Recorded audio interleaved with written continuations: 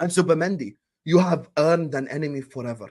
I will be watching Sociedad games praying on your downfall, you fucking emotional wreck, you fucking pussy. You're not even a man. You should give up your chromosomes. You're not even a man. You should go get a sex change because you're not a man. You're a pussy. Spent this whole time fucking gaslighting us all to thinking, oh, I'm going to miss the mountains of San Sebastian. Fuck Real Sociedad. I hope Real Sociedad lose every single game. I hope Real Sociedad get relegated. I hope Martin Zubimendi gets fucked in his career and they transfer him to Elche in the third fucking division of Spain. I hope they never select him in the Spanish top team. I hope every single plate of food that he orders in his fucking city has a bug on it. Wow. Emotional stuff. As for Elche, they're 1 point clear, mate. They're getting promoted to La Liga. How unfortunate. They've already got promoted, I think. They lost today, though, to Levante in second. And that is my second division team before he even called that out. So there we go. Anyway, we've got Gun Down UK in the background. What are you saying, brother? You good? Big up the chat. Big up everyone locked in. Look how quick that. We've got up to 600. Didn't even need to farm bot, view bot, whatever you want to call it. What are you saying, brother? You good? Yeah, I'm all good, mate. All good. Spent the day with my boy at the zoo today. Really awkward day for me. Oh, but... you see a few of these Twitter animals then. No, but I was in the giraffe enclosure. I was like, oh, there's Kai Havertz. Oh, hello. But no, it's been a sad day. And I've just come off the stream from Natstar as well. So he's now out. So make sure you like and subscribe to Natstar as well. He's on about 66 subs. He said his goal is to get to 100. Let's get him up further. Come on, lads. Come on. Yeah, I'm just about to put your link in the title. But yeah, we have obviously got the news that Zubi-Doo, here we go. Which it baffled me a little bit, if I'm being completely honest, because yeah, the terms are all agreed, but didn't he agree? And I'm not saying it ain't happening. I didn't personally think he was going to join Arsenal, by the way. So yes, you said he was going to Barcelona or Real Madrid. Nobody cares, mate. You said Arsenal were going to win the league. How did that work out? All right, do you know what I mean? Not you personally. But how can a deal be a here we go if you ain't even put the money on the table yet? That's what baffled me a little bit, because I'm not saying it's not going to happen, because he's obviously agreed terms with the club. He's agreed the contract, blah, blah, blah. However, it's not been signed yet, is it? No. Yeah, and we haven't paid the money because we have to lump the whole lot into the Spanish FA's bank account. Yeah, so I'm looking at it and I thought it was just a PR move. Like, if I'm honest, maybe he is going to turn off, and I hope he does. He's a top player. But it's a release clause, and the release clause you can't pay until you pay it. You can't say, oh, we're going to pay the release clause. We'll do it on so-and-so day. You have to pay the release clause.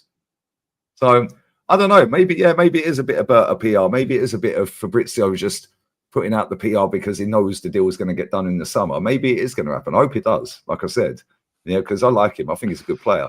But at the same time, I don't understand how it can be a here we go when we haven't even dropped 60 million euro in the Spanish FA's bank yet because we're not legally allowed to. I usually think when I ever see these posts from Fabrizio or Ornstein or whoever it is, let's say the player has agreed personal terms on the football club that he's going to. Well, surely any player can do that because it's personal terms. It's not like they've wired any money over through until that release clause has been triggered.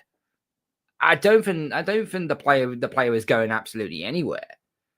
I mean, you could agree personal terms all you want, but at the end of the day, you've got to finance the money over to whichever league that it's going to, not to the club, obviously.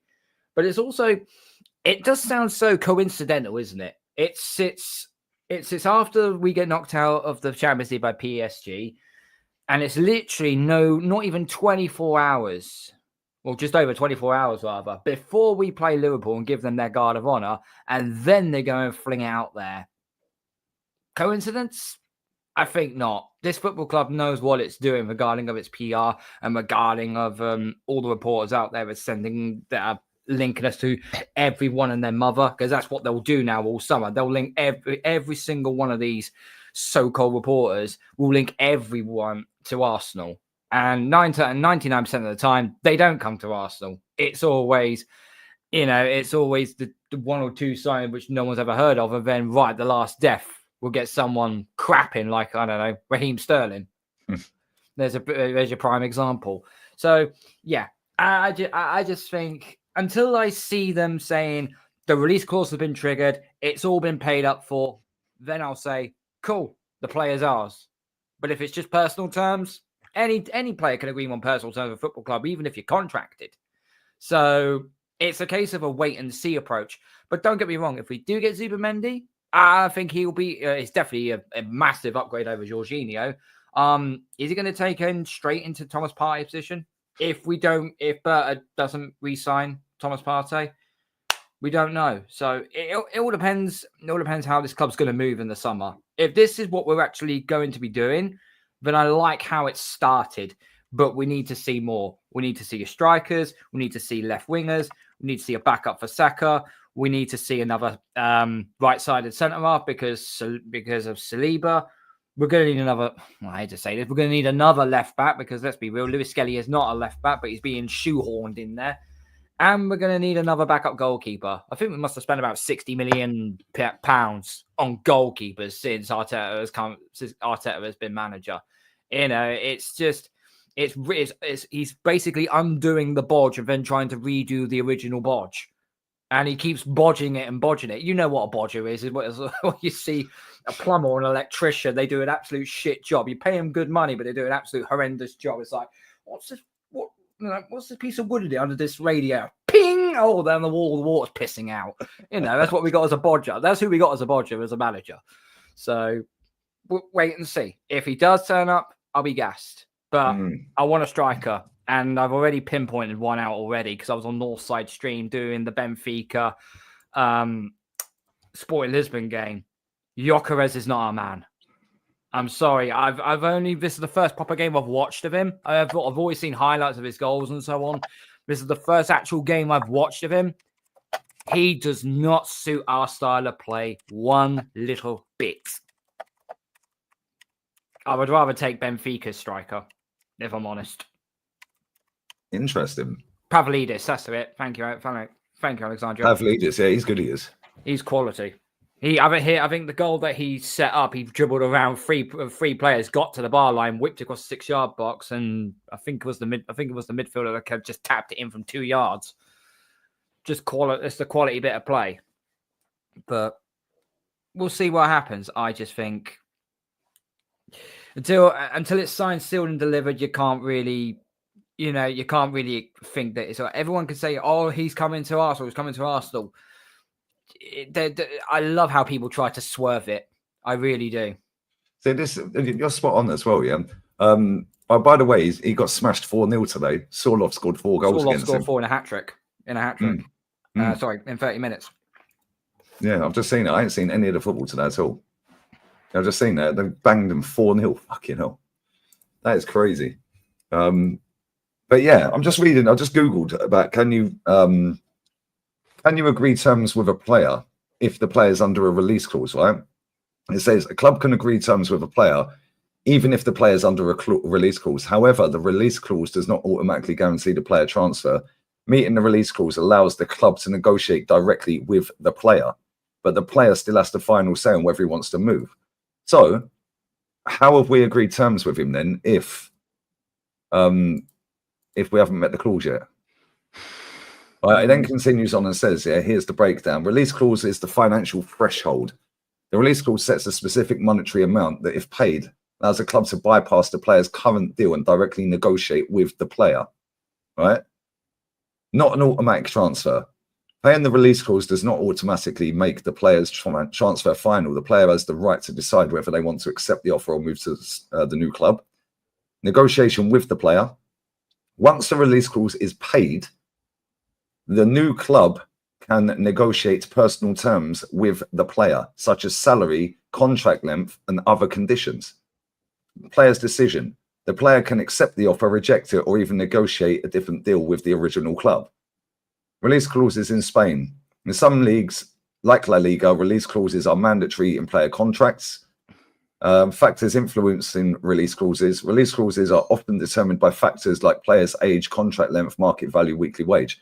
So how have we got a here we go when we can't even agree terms with the player then. That's what. And this is why when I see that tweet, I didn't even see the tweet. Yeah, and I got sent it. Yeah, I got sent it about, I think it was about 7 hours after he'd posted it. Yeah, and straight away I was like, well, that's a bit weird because you ain't paid the fee. Yeah, and like I said, you have to pay it to the FA.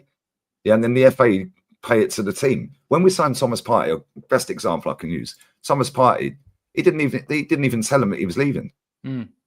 Yeah, the FA phoned up Atleti and said Arsenal dropped in the money for Thomas Partey's release clause. He's leaving. He's accepted it. Yeah, that's how they found out he was leaving, which is that's what it's supposed to do.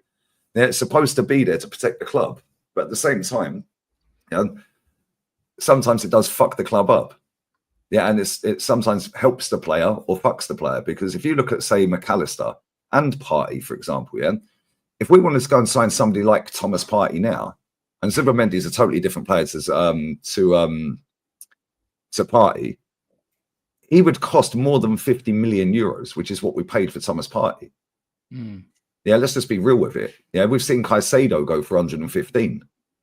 We've seen Lavia go for stupid money as well, like 65, was it 60? And that was a couple of years back. The prices are even more inflated now.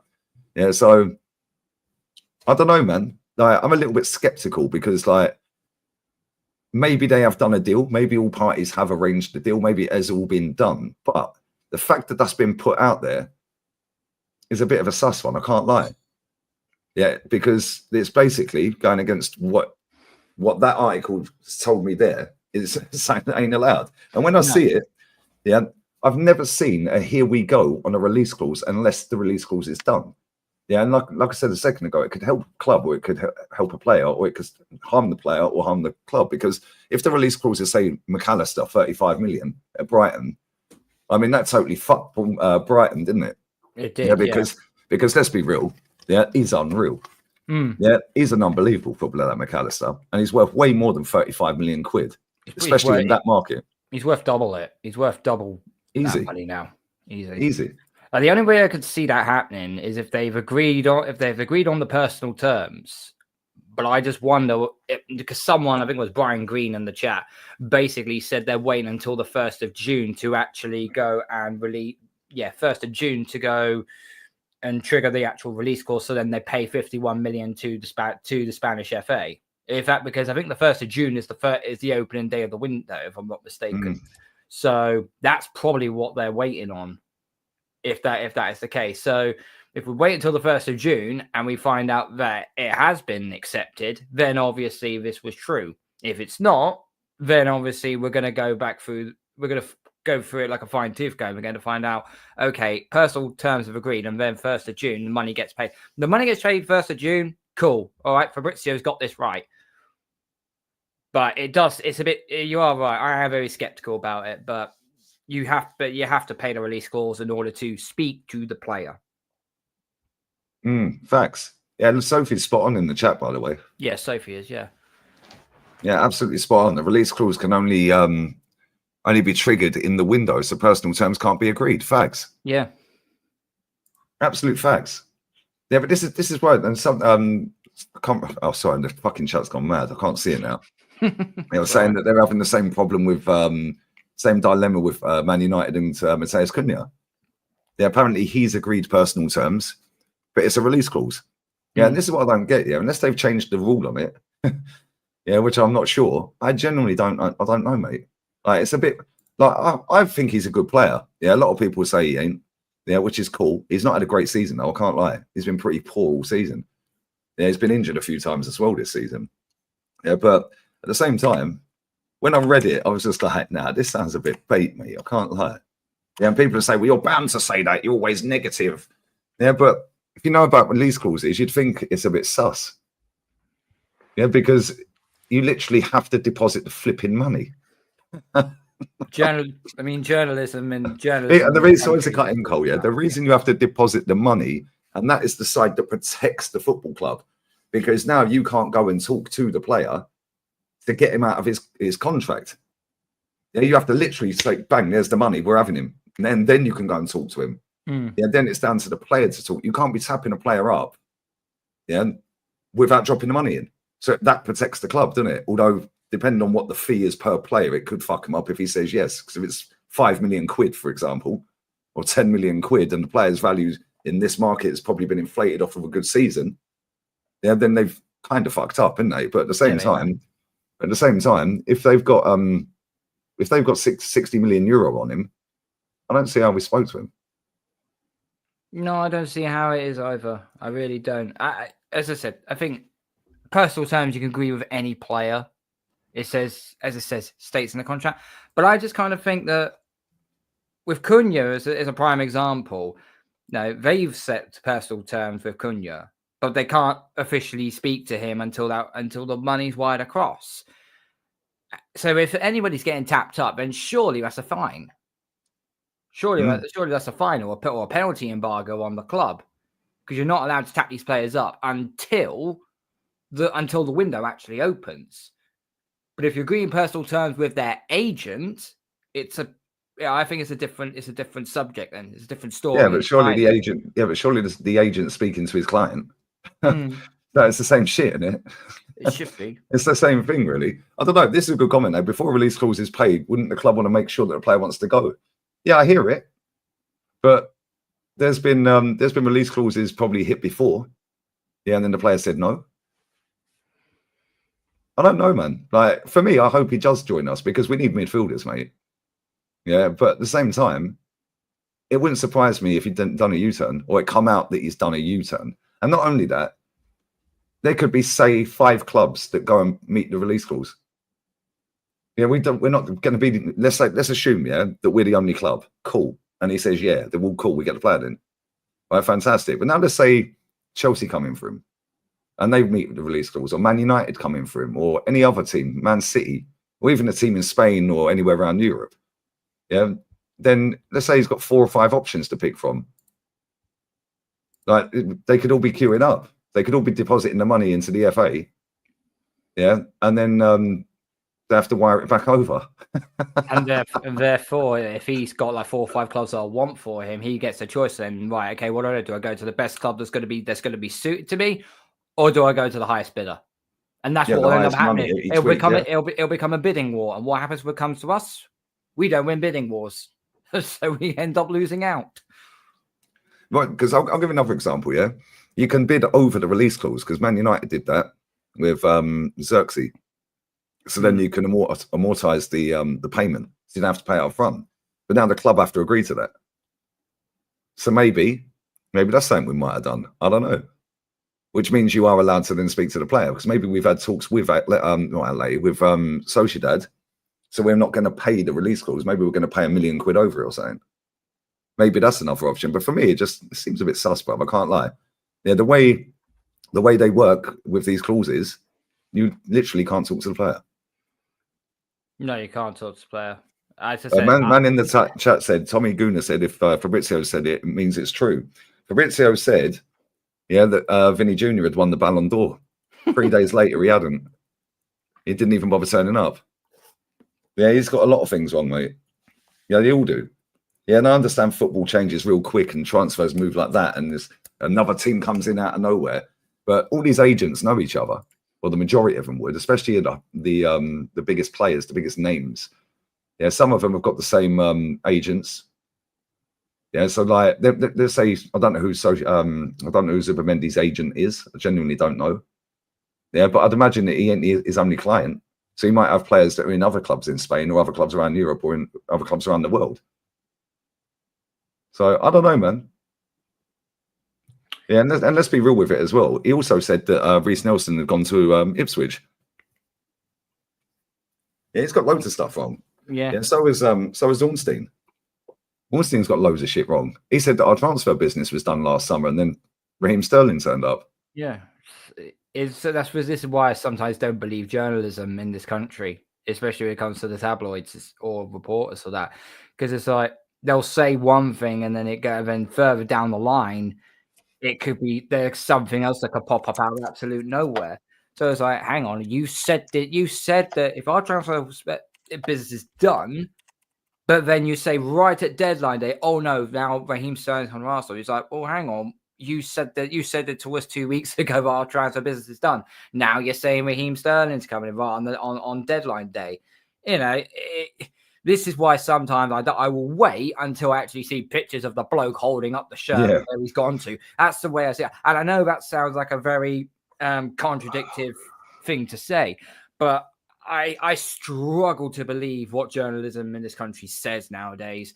You know, if until I actually see it with my own eyes, then I'm all for it. Cool, it's believable. He also said that Wijnaldum had gone to Barcelona. He said it was a done deal, completed, everything complete. Yeah, he said Hakim Ziyech was going PSG. Yeah, he's got a lot of things wrong. Yeah, he also got manager of the month wrong the other week in Spain. Yeah, I think he said it was going to be Hansi Flick, and it weren't. I think it was Pellegrini.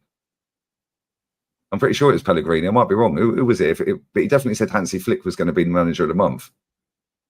Yeah, he also said Thomas Partey weren't coming, and he turned up. Yeah. The thing is, when you're putting out so much information, yeah, right, and then the transfer window's shut, right, you have to keep the engagement going, which is what he's doing. Yeah, I'm not saying he is with this exact example, because I actually think we're going to get Zubimendi now. Yeah, based off of that. However, yeah, at the same time, there's so many things these journalists get wrong every day. I'm like you, mate. I'm just like, yeah, he said so. Caicedo to Liverpool was a done deal as well. That was about 2 o'clock in the morning. Then he ended up going to flipping Chelsea. Is he this? In your personal opinion, is he the number 6 that we actually need, or is there someone else out there that you think can play in that role, do it a lot better, can even succumb to what Thomas Partey used to do? He ain't anywhere near Thomas Partey. He's not mobile enough. Yeah, and he's not got the passing range. Yeah, Thomas Partey, albeit is getting on now, I'd keep him anyway. I'd keep Partey. Yeah, but the way Zubimendi plays, I don't know, man. Like, listen, he's a good player. Yeah, and he's a good player. Don't let this season fool you. He is actually a very good player. Yeah, because he has been poor this season and he has been injured this season. Yeah, but yeah, it's the easiest way to describe him is an upgrade on Jorginho. He's a similar type of player to Jorginho, and he's got a bit more pace. Yeah, that's exactly the best way to describe him. Wave, big up, wavy nudge in the chat, man. That's probably the best way to describe him. He's a younger, quicker Jorginho. Yeah, and Jorginho before he came to us had fallen off at Chelsea in the last year or so. Yeah, but before that, he was actually pretty good, wasn't he? He was. Yeah, I wouldn't say he was number 3 in the Ballon d'Or and all of that. Yeah, but at the same time, yeah, he was actually a very good player. Yeah, and then reading the game's pretty good. Yeah, Zubimendi can read the game well, but I think people are seeing this as he's going to be our he's going to be our Rodri. He's not. Yeah, and I think a lot of people that don't watch La Liga, yeah, I've only watched him in that final against England in the Euros last summer. Yeah, in the second half when he came on, and they obviously won the Euros, didn't they? That's the thing. Same with Mikel Merino. That's the thing with some of these fans. They only look at players, especially when it's like a European Championship or World Cup. They only look at players on the international stage, thinking, "Oh yeah, he looks like a good player. He looks like a good player." Just because you play for your international country doesn't necessarily mean you are a very good player when you play at club level. We've had English players over the years that, that have done decent for England, but at club level, they've looked absolutely shambolic. Yeah. And I'm pretty sure Spain and France and Germany, they've all had players further down the line that have, are great international players, but at club level, they've been bang average. Yeah, thanks. I still be updated on Wikipedia that he's joined Arsenal. He's joined Arsenal. Even Wikipedia's getting yeah, it's not me. I just typed in his name and thought, let me have a look on Wiki. Yeah. Yeah, look at this. Look. Arsenal FC 2025. Oh, my word. Okay. That's hilarious. So people are going to believe Wikipedia now all of a sudden just because he's now personal terms agreed with Arsenal. Okay. All right. Here we go. Let's see what Zubimendi is according to Wikipedia. Zubimendi's versatile style of play draws comparisons with renowned players, notably Sergio Busquets. What? Whoa, that's a steep one. That's a steep one. He's nothing like Busquets. Busquets was a dog at Barcelona. Sorry. Wow. He showcases composure and control, guiding plays and adjusting the game's tempo. His role involves initiating plays from deep positions, displaying precise decision-making. Zubimendi's aptitude, that's a good buzzword, isn't it? For receiving passings and creating space is reminiscent of Busquets. And reflecting a deep understanding of the game and the art of crafting opportunities. Crafting opportunities for what? Are we making potions all of a sudden? What we do? Well, if you can make opportunities, why don't we get him in Odegaard's position then? Yeah. Additionally, his technical abilities, including dribbling and deep runs, align with top midfielders, while his ball retention in tight spaces mirrors qualities seen in players like Xavi Alonso and David Silva. So he's an 8 then? The way they're describing it, it sounds like he's an 8. Let's be real. So we're buying a 6 to play 8. Yes. Yeah, and we bought a 6 to play 8 this season with Rice. Yeah, and we bought a 6 to play 8 in Marino. Yeah, that's crazy. And now he's up front. Wait, Zubimendi up front next season, guys. You heard it here first. He'll be up front at some point, and then our fans will say, "Oh, he'll turn him into Orizabal at Sociedad. He scores goals." Get out of it, man. Like, Zubimendi's a good player, but come on, man, what are we doing here? I mean, so I've heard some people in the chat before you went live. Someone said, "Oh yeah, but give it till next season. Zubimendi will play right wing." Yeah, man, it's crazy. I can't lie. Yeah, that's like comparing a Toyota MR2 to a Ferrari 355. Well, that's funny. That is actually mad. Let's see what his stats for you statisticians are this season. Because I want to know how many games he's actually played. I actually don't know off the top of my head. He hasn't missed a fuck ton. I know that much, but he has had a couple of injuries this season. As long as it's not an ACL, I think we'll be fine. Oh no, he'll probably do that when he gets to Arsenal. Yeah, I think he'll probably have knee surgery or something. A few people in the chat have come up with names saying who would you have as a 6, and it will be someone like Tonali. Well, he ain't leaving Newcastle anytime soon. He's class, man. He's unreal. He is. Paulinho. Oh, Paulinho. I wanted Paulinho before he went by him. And I think it was Adam Wharton, the Palace defensive midfielder. I think he's very young. I think he still needs a little bit more. The problem is, though, when you buy Premier League players, they're going to want more money than what their actual value is actually bloody worth. Yeah, I hear that. That's the tax for you. But this is where you have to do good business, isn't it? Yeah, because you have to be able to spot somebody that's not quite top tier. Yeah, but could go top tier. Yeah. Yeah, with you getting the right players around them, yeah, and the right system in place. Yeah, he's looked poor this season because Sociedad's manager is a scrub, hence why he's leaving at the end of the season. Yeah, but they're not a very good team, Sociedad. Yeah, and I knew Man U would slap them. I even said they'd slap them. I didn't think Bilbao would get banged out. They got banged out. I can't lie. But Sociedad is shit. They've fallen off a cliff last year. Yeah, but let's have a look at his stats real quick. Where are we? Okay. So he is just turned 26. He's from the mountains of San Sebastian. Dear. Let's see what he's won first. He's won Euros. He's won a Nations League. He's won a cup. He played in the same team as Odegaard. We've literally got Sociedad's midfield, haven't we? Yeah. Odegaard, Marino, and Zubimendi. Is that what he's finished trying to? Is that what he's trying to replicate? Is that what Arteta's trying to replicate? And he won an Olympic. Oh no, actually, he didn't. He came second in the Olympics in 21. So he's won 3 trophies. 1 at club level, 2 at national level. All right, let's have a look at his actual stats. So would that make him when Tierney leaves, does that make Zubimendi our most decorated club at Arsenal then? Sorry. No, it's Jesus. It's Jesus. Oh, yeah, it's Jesus and Zinchenko, isn't it? Yeah. Right, so this season, yeah, he's played 44 games. 44 is only missed. Fucking hell, he must have only missed 3 games in the league. I thought he missed 1 that. Fair enough. Europa League, he played 8. Although, to be fair, the minutes played. Let me work out the minutes played. And then Copa del Rey, he's played 4. He's got 2 goals, 2 assists this season. 2 goals, 2 assists. But for his position, to be fair, right? Yeah, from a defensive ain't gonna midfield, bag, you don't are you? sound like much. From a defensive midfielder, that's all he's meant to do is just shield the back four or back three, whatever position is you play, and retain the ball and don't let them beat you. That's your position, unless you need a goal right at the last minute. Okay, right, we're going to fling you up. Let's see what you can do. Yep. He's averaging 75 minutes in the Europa League this season.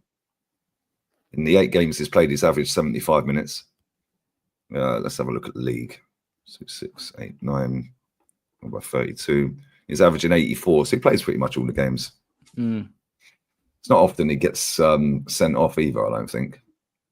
No, he ain't had a single red all season. He's had 10 yellows, though. Only 5 in the league, which ain't too bad. Ain't too bad at all. But he wasn't in the squad for the Dynamo Kiev game in the group stage. He was on the bench against Anderlecht in the group stage. And he missed the Man United game. I think he was actually suspended for one of these games. I'm pretty sure he was suspended, chat might know. And he missed Midgetland. He weren't in the squad. So he's missed, 3 games. And he was on the bench and never got on. So 4 out of the 12 games they played. For the Nations League, he weren't in the squad against Switzerland. And he's played, 90 minutes out of the 5 that he did play. He's played mostly 90 minutes. Against Seville, he played 29 minutes. Yeah, he got suspended and missed the Villarreal game. And then they got banged tonight. Yeah, most of the games he's played, he plays 90 minutes pretty much. That means if he doesn't get subbed off that much, that basically means it's going into the same situation that Arsenal is in Real Sociedad. Because it's not like Arteta is not gonna turn him around, is it?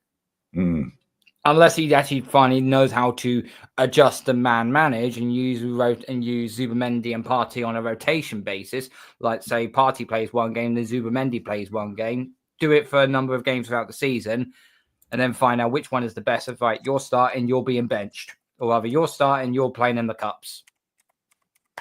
Yeah, but this is the thing we've got to look at as well, because we need some players that can actually create. So we're going to need another midfielder that can actually create stuff. Exactly. Yeah, this guy don't create. Let's have a look at his injury record. Here you go, guys. His injury record ain't bad at all. So, yeah, make the most of it, guys. It hasn't got him down as having a single injury this season, which is wild, because he's been injured this season, hence why he went in the squads. Weird. 2 games missed in 2021. 1 game missed. Didn't miss any games for that little injury. Obviously, that must have been international break, I'd imagine. Yeah, international break, probably. 2 games there and 5 games of a hamstring. So 7, 8, 10 games he's missed in 5 years. That's pretty decent, I can't lie. That's just a normal pull the hamstring. 34 days out, a month.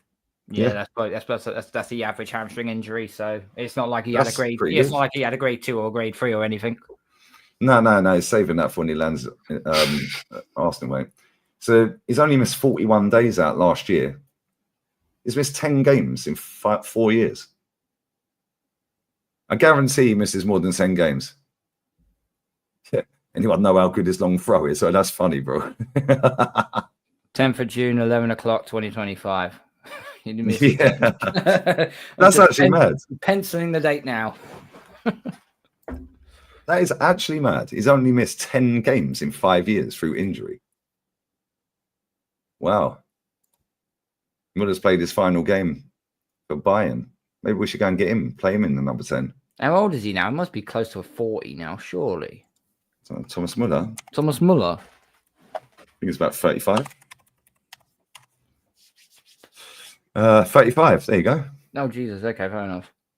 He's looked the same age since his debut. Yeah, he hasn't aged.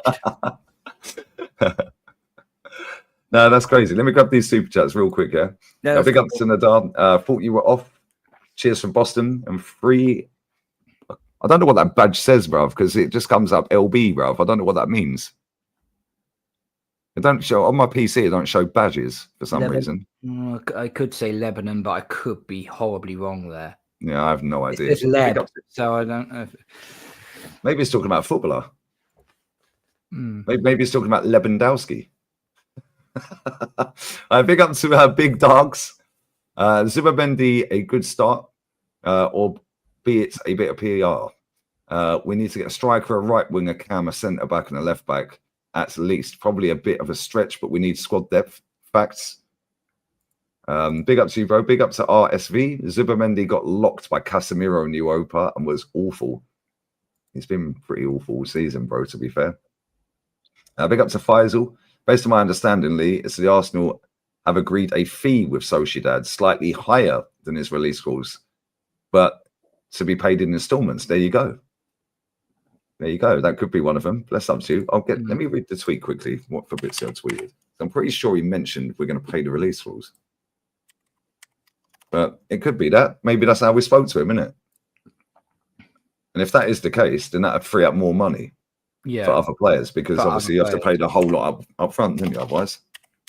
So if we are doing that and paying the whole lot up front, then we're going to have to sell someone, because there ain't no way we're doing 60 million, 50 million pound on one player cash straight in the bank. Ain't happening. And without us selling someone, in my opinion. Harry Kane's lifted his first trophy, guys. His first trophy. Wow. Oh, shit. Man City drew with Southampton. Yeah. Wow. That means Southampton do not have the honour of now holding on to the worst points tally in Premier League history. That's Derby County now still holds it. That's crazy. Fabrizio's been done by community notes. So after 750 games, 247 goals, 177 assists, 12 Bundesliga titles, 2 champs, 2 Club World Cups, 6 Pokals, 2 UEFA Super Cups, and 8 German Super Cups. Muller's last home game ever at the Allianz. Community notes: Muller's won 13, not 12. Fabrizio mudded.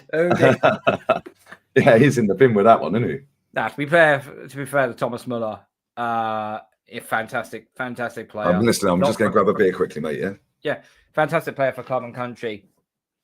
Personally, I think he deserves to be. Personally, I think he needs to be an ambassador of German football now. He's deserved it. He's deserved it so much. And at the end of the day, guys, that when we come to regarding of transfer fees and that, the players, we could go for any sort of player we could go for, but it's going to hit a point where, you know, we will have to sell 1, maybe 2 keystones of this Arsenal team. Who could it potentially be? Could it be Saliba? Could it be Gabriel?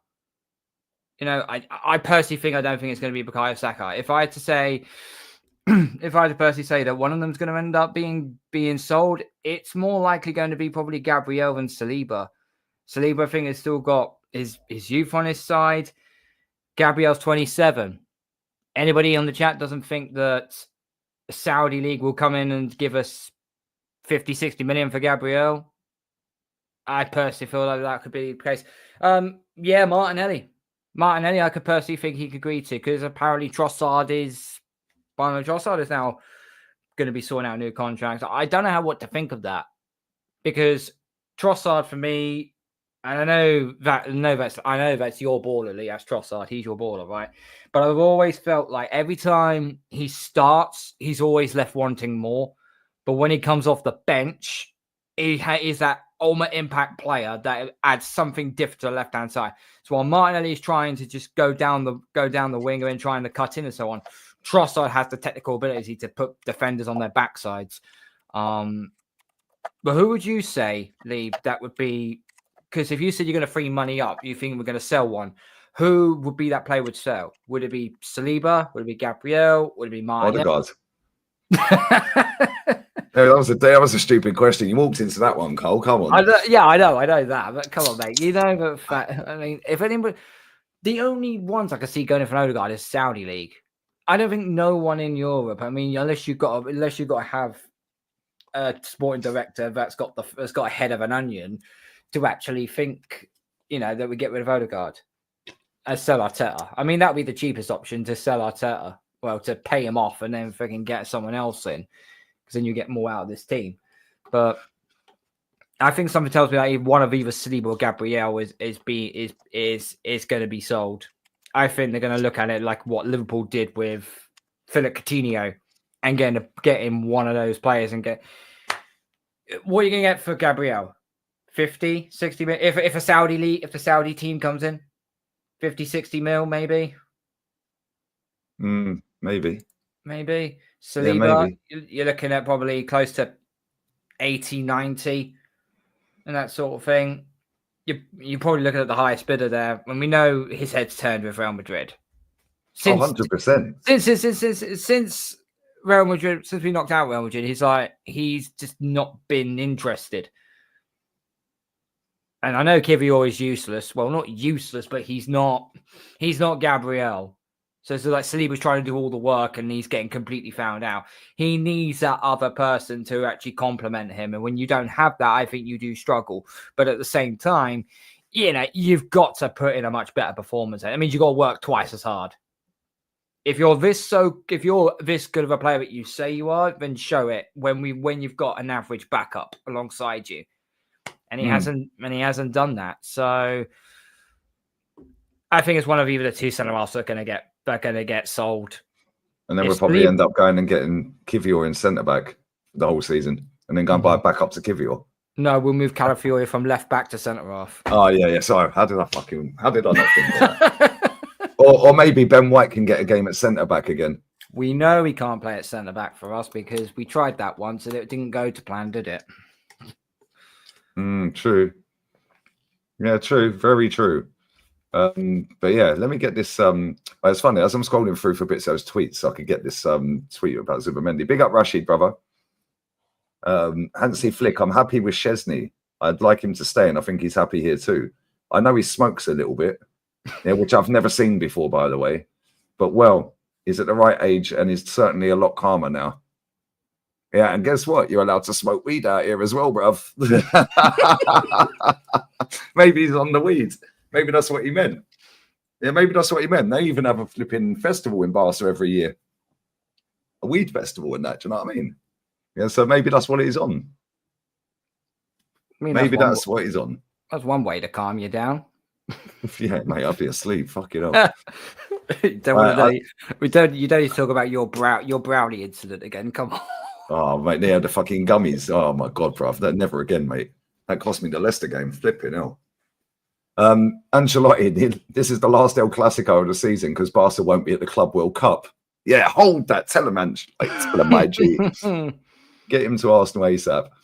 But yeah, I want to find this. Here we go. Got it. Right. So let me share this tweet. I'll come back to the super chats in a second, guys. Make sure you sub to Cole's channel. It's pinned comment. Yeah, it's also in the title as well, guys. And fire these likes up because there's 1,800 people in here and we ain't even at 500, which is crazy. So get the likes fired up, guys. And what time is it? I'm going to do about another half hour, 40 minutes, and then I'm done because I'm going to go and have a chilled one tonight, ready for the guard of honor tomorrow that we need to give. But let me share this real quick. There we go. Right. Arsenal agree deal with Zubimendi from Sociedad. Here we go. Zubimendi has now verbally agreed to sign. Verbally agreed, guys. Yes. So didn't he do that with Liverpool? Though? Didn't he do that with Liverpool and change his mind? Mm-hmm. Is that why has Sam lost his marbles? Oh yeah. For anyone who's just joined, I'll play the clip again just because I can. Yeah. And Zubimendi, you have earned an enemy forever. I will be watching Sociedad games praying on your downfall, you fucking emotional wreck, you fucking pussy. You're not even a man. You should give up your chromosomes. You're not even a man. You should go get a sex change because you're not a man. You're a pussy. spent this whole time fucking gaslighting us all to thinking, oh, I'm going to miss the mountains of San Sebastian. Fuck Real Sociedad. I hope Real Sociedad lose every single game. I hope Real Sociedad get relegated. I hope Martin Zubimendi gets fucked in his career and they transfer him to Elche in the 3rd fucking division of Spain. I hope they never select him in the Spanish top team. I hope every single plate of food that he orders in his fucking city has a bug on it. Well, that's not very nice. Imagine calling him an emotional wreck while being an emotional wreck.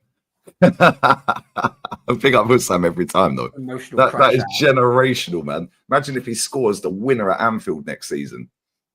Yeah, you can hold that expeditiously again, bruv. It's crazy. Oh, my days.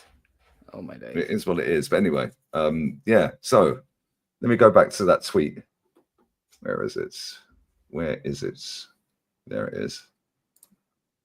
Why not flipping playing? There we go. He's now verbally agreed to sign with Liverpool. Liverpool. I'll start that again, shall I? Yeah, Zubimendi has now verbally agreed to sign a long-term deal, so formal steps must follow. Do you notice that? So formal steps must follow soon with Arsenal to trigger the 60 million release clause. Zubi is ready to become the first signing of the new season. Interesting. Very interesting. But we'll see, innit? We'll see. If he does join, happy days. And it's going to go one way or the other. He's either going to do well or he'll be back at Sociedad on loan, like Fabio Vieira was at Porto. Here's what it is, isn't it? It will be. It will be. It's going to be interesting. It's going to be interesting how if Zubimendi does come and plays out at Arsenal. We desperately need reinforcers in midfield, but you know we've got holes absolutely everywhere, and you know the striker position is just more than untenable now. Go out and get someone that's going to bag us 20, 25 goals a season now, because we're getting sick and tired of waiting around for it anymore. What happened in the first league title race where everyone spread the goals around? That was great, but it didn't lead to anything. And then we still haven't got a striker. We haven't replaced anybody since Aubameyang got kicked out the door. Yeah, we haven't. Let's be real. So we desperately and he also won a trophy as well in the week, if I'm not mistaken. And he's banging in goals for fun again, still. So it's not like he's dropped off a cliff either. He's still a quality player. It's just this manager just doesn't like his attitude and his egotistical behavior. Well, guess what?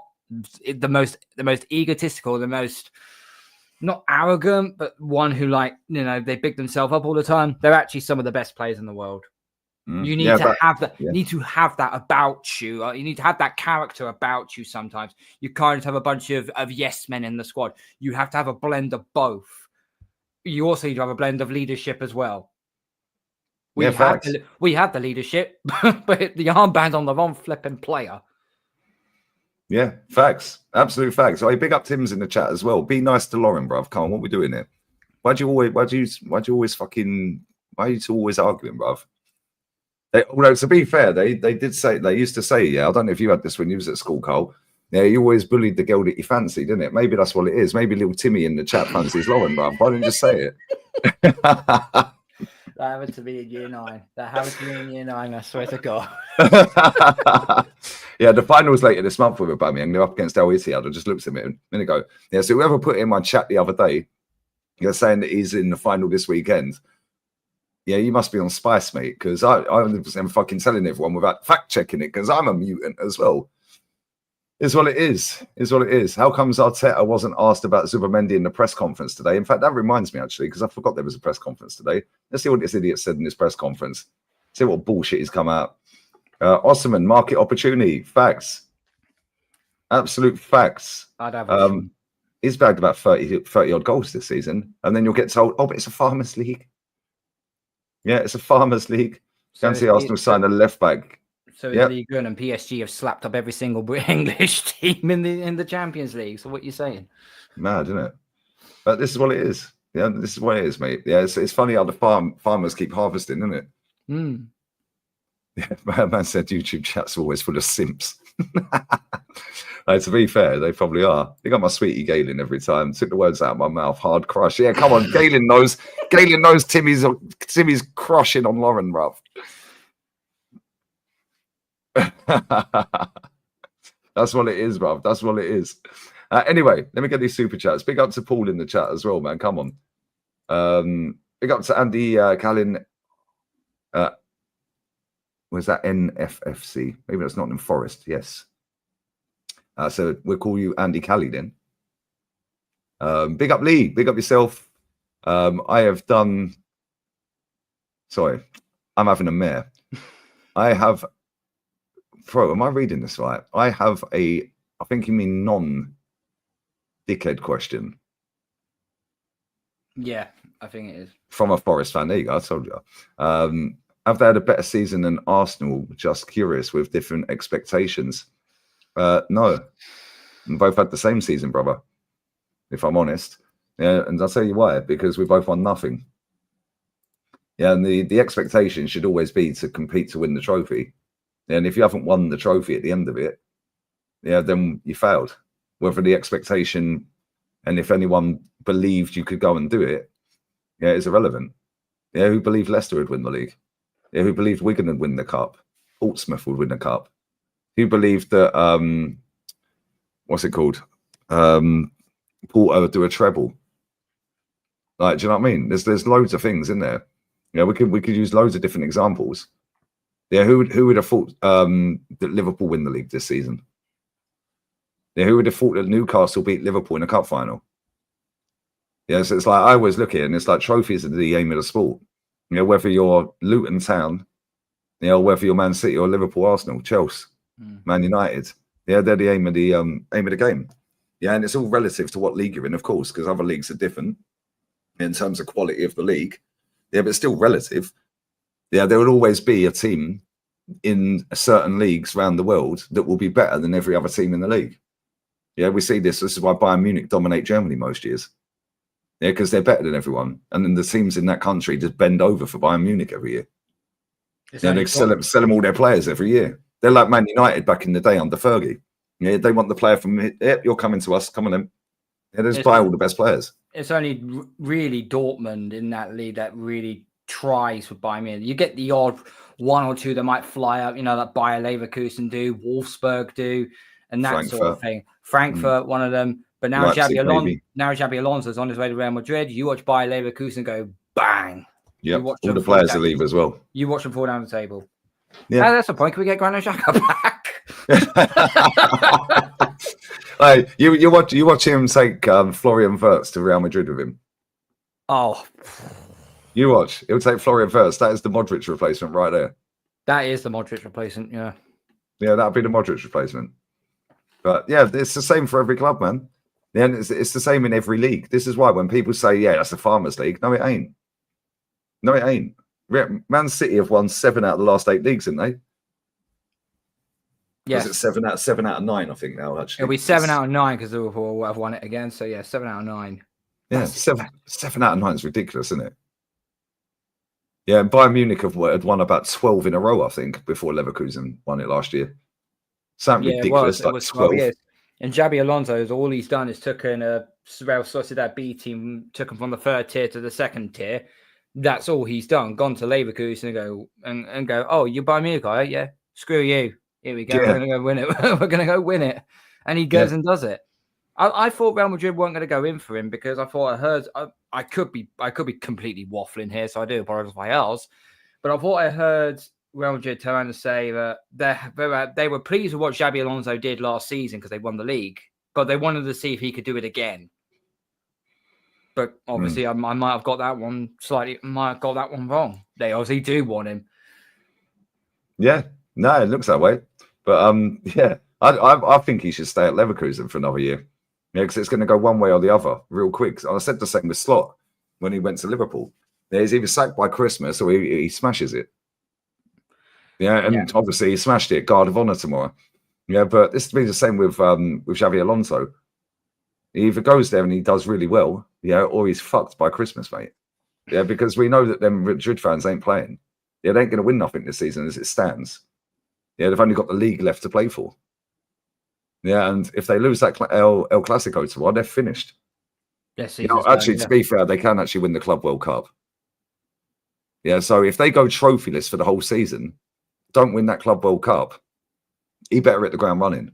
Yeah, because they're going to be wanting blood real quick, mate. That's the only thing I'm worried about regarding of Xabi Alonso. And he's sorry to cut in as well, Cole. And he's going in after their most successful ever manager. It's not easy. We see what happened to Unai Emery when he turned up at Arsenal. Do you know what I mean? Big shoes to fill. And this is why Xabi Alonso, he's only done 2 jobs. I get it when you're new and you start with a fairly lesser team and then build your CV up further. But to then go from 2 mediocre jobs straight into Real Madrid, they've either got to think something very, very highly of you, or they've just put you in to say, okay, you've done all of this. Now let's see what you can do with us. We're probably the greatest club world team with the greatest football club in the world football. Let's see what you can do. I'm not sure if he's doing the Club World Cup, guys. Big up to Michelle Ellis. I don't know if he's doing the Club World Cup. No, he ain't. I think it's someone say he's leaving after the El Clasico. Well, he's leaving after the season. I think. I know he's leaving after the season, but is he leaving literally before the Club World Cup starts in June? I think. I think someone reported that he was gone after the season. Not sure who, but someone did say he'll be gone. Someone also said that he'll be gone after the El Clasico tomorrow. After the El Clasico's done, whether it's win, lose, or draw, that's it. He's out. But surely, if you beat Barcelona, you keep until right to the end of the season because you're still in with a shout. Yeah, they're only 4 points behind. Yeah. Yeah, whoever's reported that is obviously a mutant. Like, if he wins that, why would they get it? And do you know what? Yeah, Real Madrid, right? People saying they're lack class and all of that, right? Yeah, they're mad arrogant. Yeah, but bro, I'd be arrogant if I played for Real Madrid and won what they've won. You got serial winners in that team. Why? Because they keep winning every year, pretty much, bro. You got 6-time Champions League winners in that team. Yeah, so I'd be cocky as well. Yeah, because 9 times out of 10 they win stuff. Yeah, he's literally 4 points behind. If he wins that game tomorrow, 1 point in it, we're free to play. Yeah, not only that, yeah, when I say that they're not, people say they're not classy. No, they were classy when Cruz left. Yeah, they had him out in the middle of the pitch with all his trophies there. They lined up every single trophy. It was about fucking 30 trophies or something stupid, mate. Like, you know what I'm saying? Yeah, I think they'll do the same with Modric. I think they'll do the same with Ancelotti, if I'm honest. Yeah, bro, he's the most successful manager they've ever had. Yeah, do you know how wild that is for a club the size of Real Madrid that keep winning and have done for decades? Yeah, and they sacked him, brought him back, and he's still winning. Yeah, that is actually mad. I reckon they'll give him a good send-off. Do you reckon they'll build a statue for him in his honor? I don't know. Or is that not what Madrid does? Not really. Nah, I don't think they will. He'll always be welcome at the club. Yeah, because let's be real. Yeah, he hasn't been there. How long was he at Real Madrid the first time round? I think he was. Yeah, Casillas, they did fuck all. It was just a press conference, wasn't it? Which is wild, by the way. I actually like Casillas, actually. I always played him on FIFA. Always. Yeah, Perez does have a lot of respect for Carlo. That's why he ain't been sacked yet. First time round, he was there 2 seasons. He won the Champions League in his first season, didn't he? Yes, he did. Yeah, and then won the league the second season, I think, and then they sacked him. Or did he finish second? I can't remember. I think if you finish second at Real Madrid, you get sacked anyway, because it's always first or bust there. It's pretty much the same at Barca-ish. Yeah, like look at Xavi. Yeah, Xavi was there. Yeah, won them the league, won a cup, the Super Copa. Yeah, second season, finished second. Yeah, they asked him to stay. He was like, no. They were going to sack him. Sorry, they asked him to stay. Yeah, he was like, no, I'm going to leave. They convinced him to stay. Then he cussed out the fucking Laporte. Yeah, and Laporte, yeah, and they cussed him out and cussed out the board and all of that. Yeah, so they fucking sacked him. You got to love some of these foreign clubs, mate. They don't give a shit. Honestly, they don't give a shit, do they? What's that chat shit? You get hit. Yeah, chat shit, get banged. No, it's mad. Yeah, we'll go through a bit of the press conference before we wrap up. I'll do maximum maybe, what we've done, an hour. I'll do about maximum 30 minutes. Yeah, maximum 30. And then I'm going to eat some food and go and chill. And yeah, man, big day tomorrow. But let's get this idiot's press conference.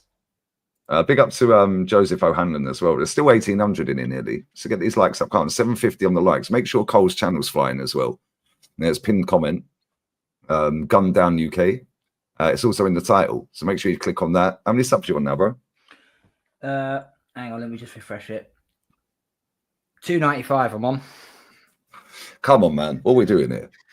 There's 1,738 people in there. That's got to hit 500 by the time the stream ends, surely. Like, what are we doing, man? Now, this is crazy. Anyway, big up to Joseph O'Hanlon, the annual subscription. Man's got his rat emoji. Come on. We are the rats. We are the rats. Big up to Joseph O'Hanlon, brother. Bless up to you, bro. Yeah, we're rats, mate. We're rats. Yeah, we are rats. And guess what? The rats have been feasting for the last 5 years on this idiot, profiting off losses every week. You know what I'm saying? One of them ones. Now, big up to Chow Chats. I'd switch it and have a 4-2-3-1 Rice to be pivot.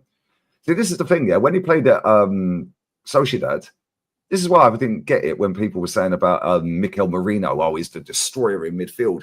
He got the most ball recoveries in 5 leagues in Europe. And all that. I was like, do you watch Sociedad, mate? Like, real talk. Yeah, I was watching them. Obviously, Tierney was there last season. Yeah, they're not a team that I like really bothering to watch. Like, they kind of bore me. Yeah, a little bit like Getafe. Yeah, but Mason Greenwood was there last season. So I was like, yo, fuck it, I'll watch it because I know he's decent. It's decent to watch, isn't it? Yeah, but them two teams, they fucking wind me up.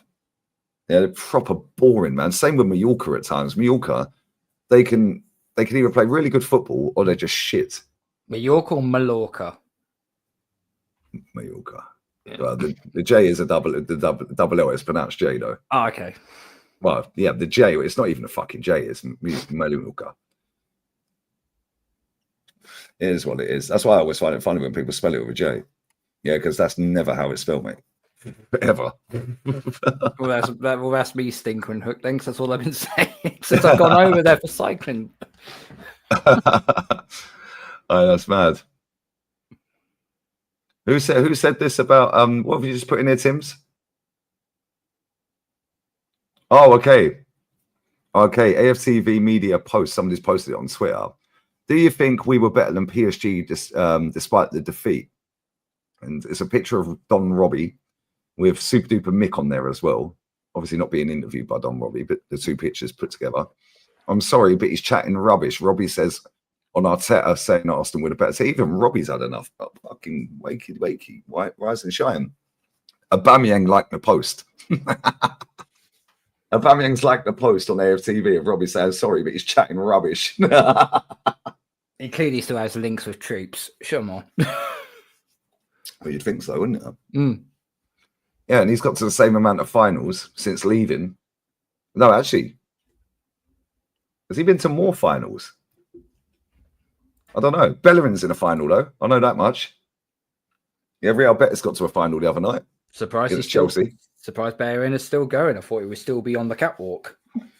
Yeah, he hasn't played much this season. He's been on the bench. I actually think he went off injured, didn't he? I think he went off injured the other night.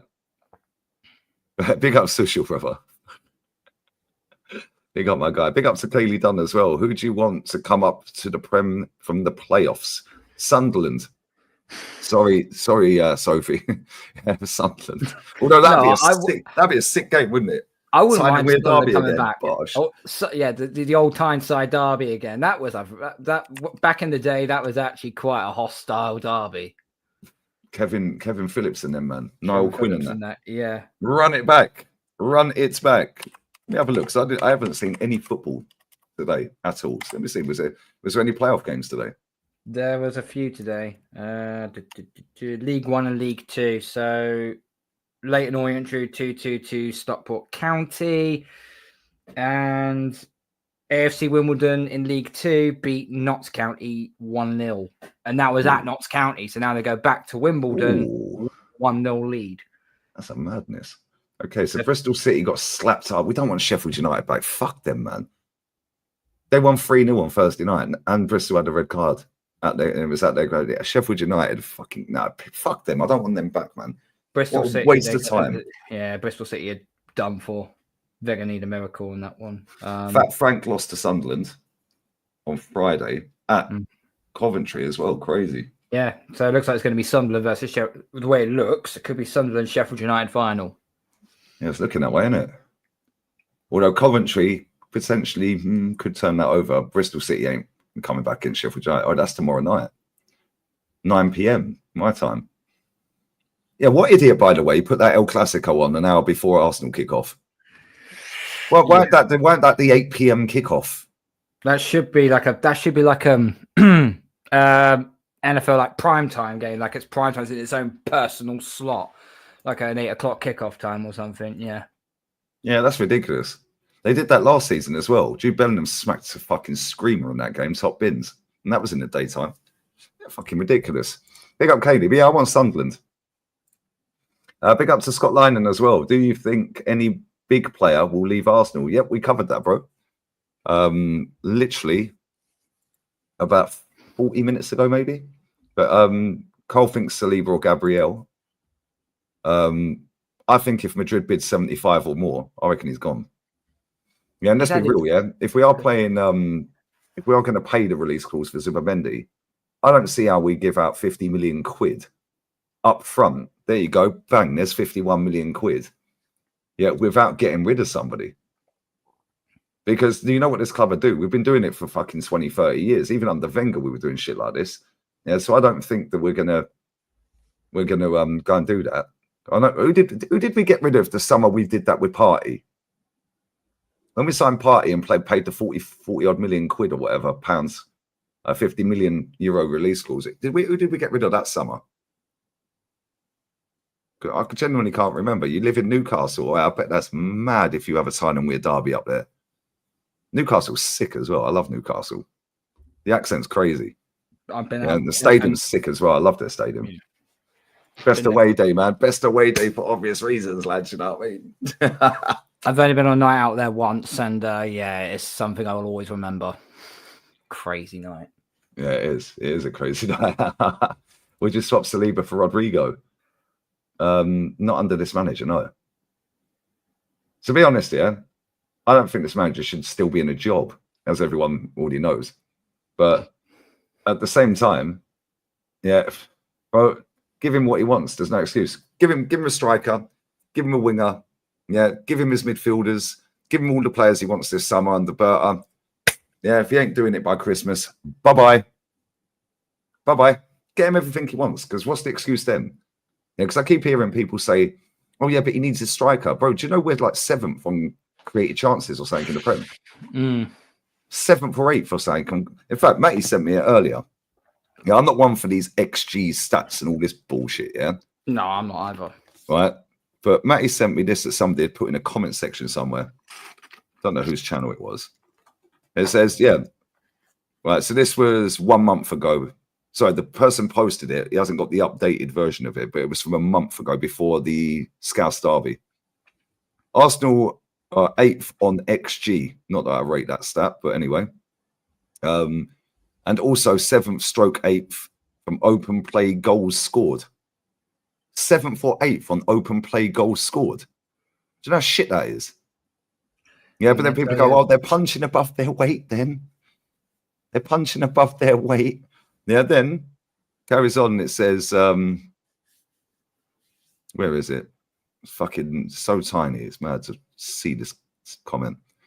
Arsenal at that time were ranked 3rd in finishing. Oh, actually, so I'm lying. That was... Hang on. Fucking hell. This is long. So that was from last season, 3rd on finishing, yeah? Mm-hmm. Yeah. That's where they finished, I think, yeah? But Arsenal were first on finishing for most of last season. Yeah. So when people say they ain't got a finisher, well, no, we do actually finish our chances. Yeah, we just don't create enough. And that's basically what he's saying. We just don't create enough chances. Yeah. Then it lists up where are we? Right, yeah, it lists up Erling Haaland. Erling Haaland scored 19 goals from 18.2 XG. So basically what I'm saying is he's fucking clinical. But we knew that anyway, so this is why actually is a load of bollocks. Yeah, because it don't factor in pressure in the game, the defender or the player taking the shot. Yeah, or the situation, i.e., you could have 4 defenders in front of you, sorry. Yeah. Eddie Nketiah's not going to dribble through and bang it in top bins, is he? But somebody else might. Yeah, so this, and the XG have been the fucking same for both players. Load of crap. Isak and Salah outperformed theirs XG, yeah, with good finishing. So Isak's is 17 goals from 14 XG. Salah's at that point was 21 and 18 XG, yeah? Mm-hmm. Right? I hate this fucking stat. I'm just reading this out for the purposes of the tape, guys. Luis Diaz, 8 goals from nearly just under 7, 6.8. 5 goals for Jota. He's only had 4.9.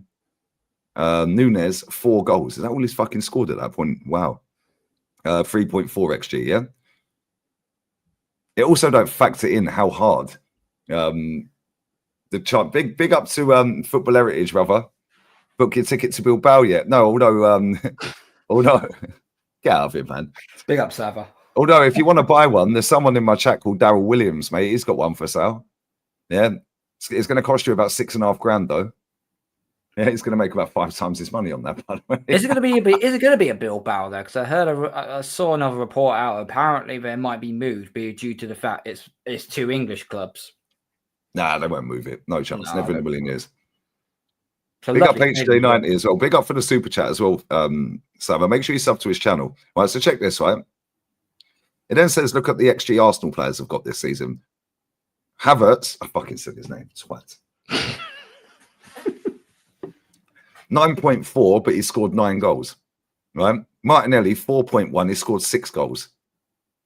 Trossard, 3.7, scored 4 goals. At that point, this was before the Scouse derby, yeah?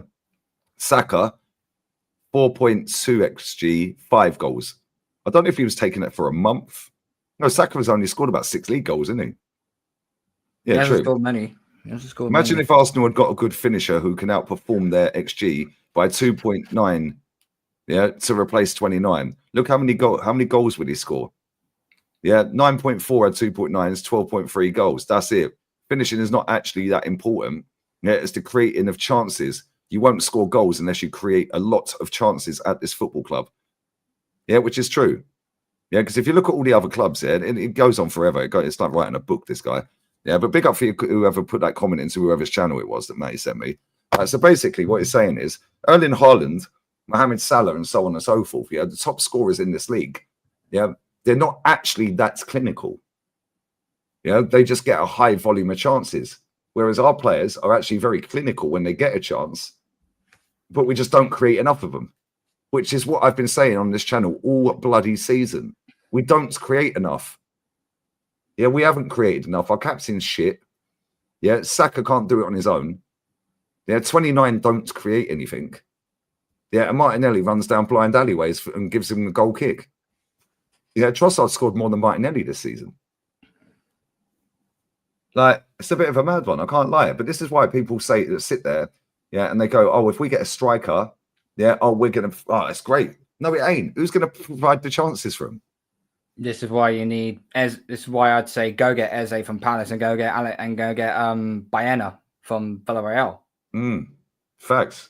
Those are 2 guys that already make a difference to that attacking midfield area. Yeah, facts. Absolute facts. Yeah, I'd be going and getting 2 midfielders this summer to play an attack. No, 2 attacking midfielders. Playing in phase 6. Bro, he's a baller, HD. He's a proper player, mate. Yeah, Zubimendi ain't creative.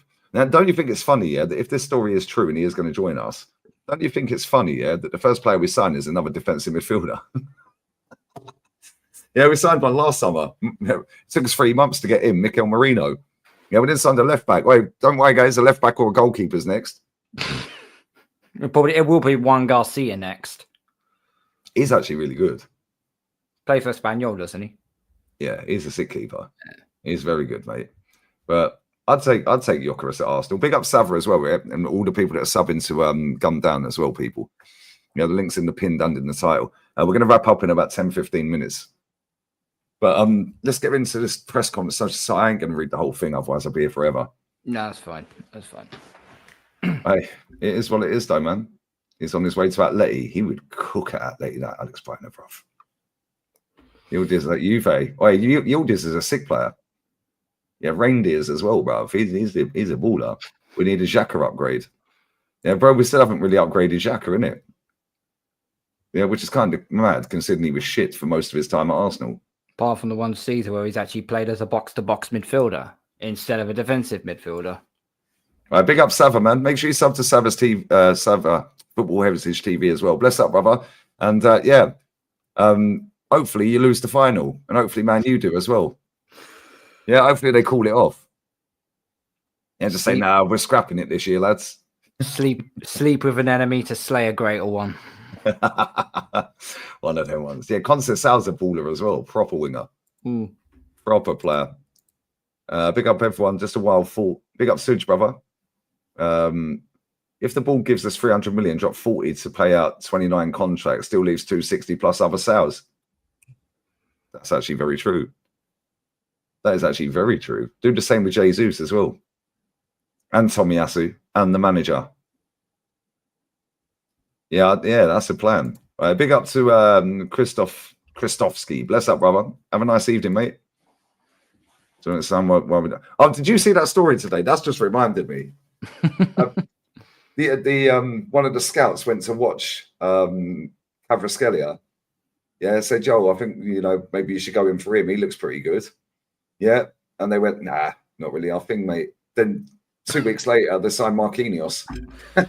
Oh, fuck me sideways. I swear, sign Marquinhos. What are we doing, bro? Well, at least our scouts are doing their job. Yeah, but what's the point in having the scouts, bro, if you're going to reject what they say? Like, make that make sense. Me and Matty sit backstage for hours on end, yeah? Right, because we can't share the clips on here. We get done, obviously, for copyright. Yeah. We just sit backstage and Matty goes, right, who we're going to first? What league we're going to first? Oh, I'll go and have a look in the Turkish league. Let's have a little look at Galatasaray. Yeah. Eunice is still balling. Who fucking knew? Oh, me and Matty. Yeah, absolute baller, that geezer. He was at Leicester under Maresca.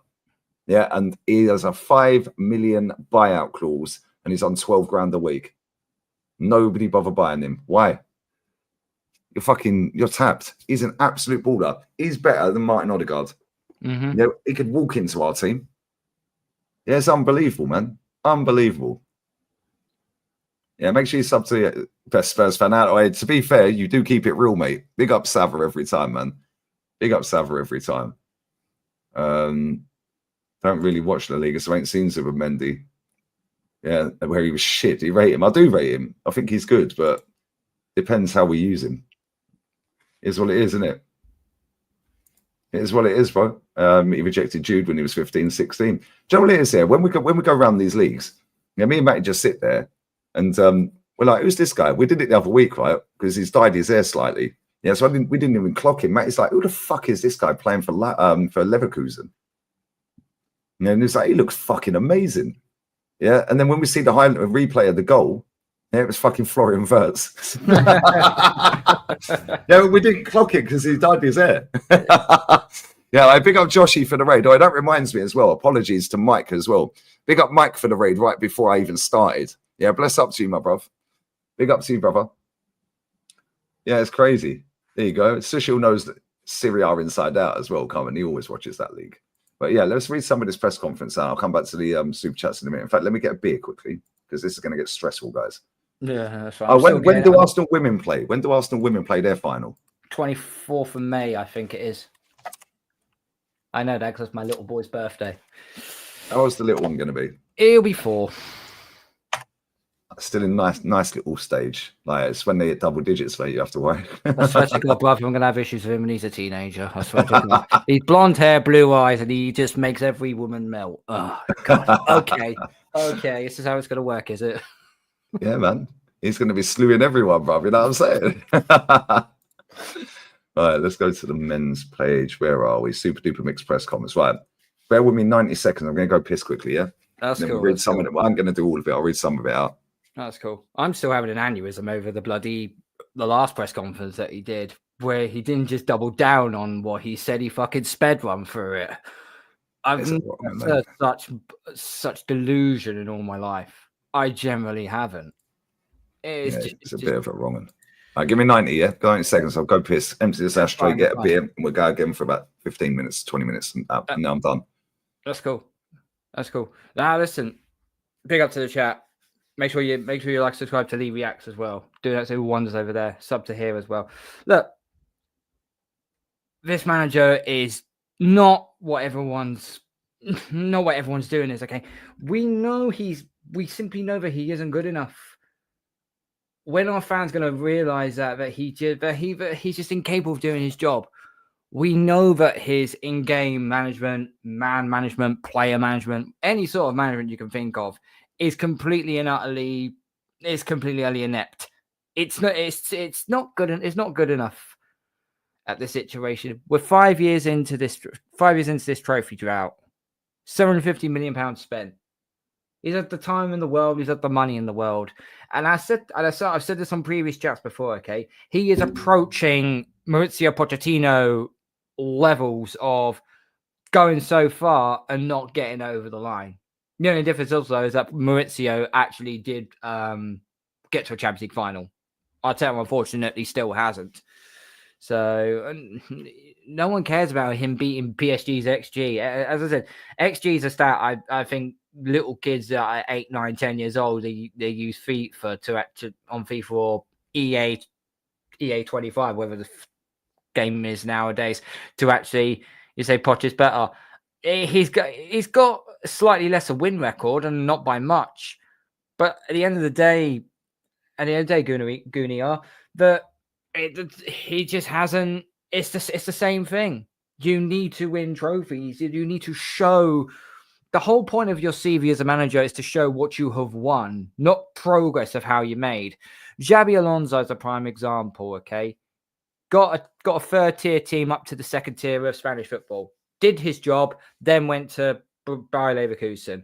They've never won a league title in their history in the Bundesliga. Not once. What do? He goes and wins in his first season. Now he's on his way to Real Madrid. Vincent Kompany started on the lower leagues. He started at Burnley. What did he do? Get them promoted to the Premier League. Okay, he went back down again, but he done his job. What did he do? He ended up getting a job at Bayern Munich. And what's happened? It took him a year to get settled in. This year, he's now won the Bundesliga. He has actually now won a major title. Yeah, Sophie, Newcastle spent 368 million on the first team. Yeah. And you finally won your first cup in 70 years, if I'm not mistaken.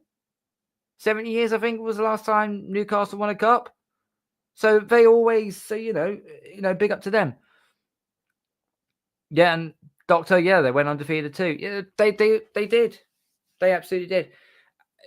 And there was a comment a while back, and I was on stream with Aaron. Big up to Aaron, Arsenal, Aaron Talks Arsenal. And it was basically, what would you rather have? Would you rather watch Arteta's ball that he's got right now, or would you rather watch George Graham's? I'm sorry, but hold my hands up right now. Okay, I was born in 91, so I was very, very young when I knew about George Graham and that. So I had to go through history and read and watch videos and so on. And the reason why I would take George Graham over Arteta is because he won trophies. Mm-hmm. He went to Liverpool on the final day of the season, which was the equivalent of which is the English equivalent of Real Madrid. They had to win by 2 clear goals. What they did, they go and win 2 clear goals. He also changed his statistics up 4 times, I believe. So what Jez has told me. 4 times he switched up the tactics to confuse Liverpool. Yeah. And we've all seen the Anfield documentary where they're all sort of the ex-players who are in that team were saying, yeah, we got in at half time. And he was like, yeah, good job, lads. Well done. They're like, well, we need 2 goals, man. What the fuck's he waffling about? He goes, what's going to happen? He's going to go out there, going to get an early goal. Yeah, it's going to shut the crowd up. Yeah, and they're going to shit themselves, and then we're going to nick it at the end. Planned the whole fucking game, mate, and it worked perfectly. Yeah, John Barnes probably still has nightmares, mate, that he didn't take that ball down to the corner or spank it out the stadium. Because if he had done that, they win the league. Yeah. Yeah, but the way we broke real quick, crazy. The goal was mad. I don't know what the fuck Mickey Thomas's celebration was, though. It's like he was having a fit. What the fuck? So somebody had zapped him with a taser. Big up, man. I'll grab these 3 super chats real quick and then we'll get onto this press conference here. Big up to Ryan Mook M23. I hate when people say Arteta doesn't have the players as an excuse for his failings. When he won the FA Cup with Emery's players. Facts. Drives me mad. Bro, the fact that he needs all of his own players to show that he's a good coach tells me he's not a good coach. Yeah, because surely you're supposed to coach the players to be better that you have.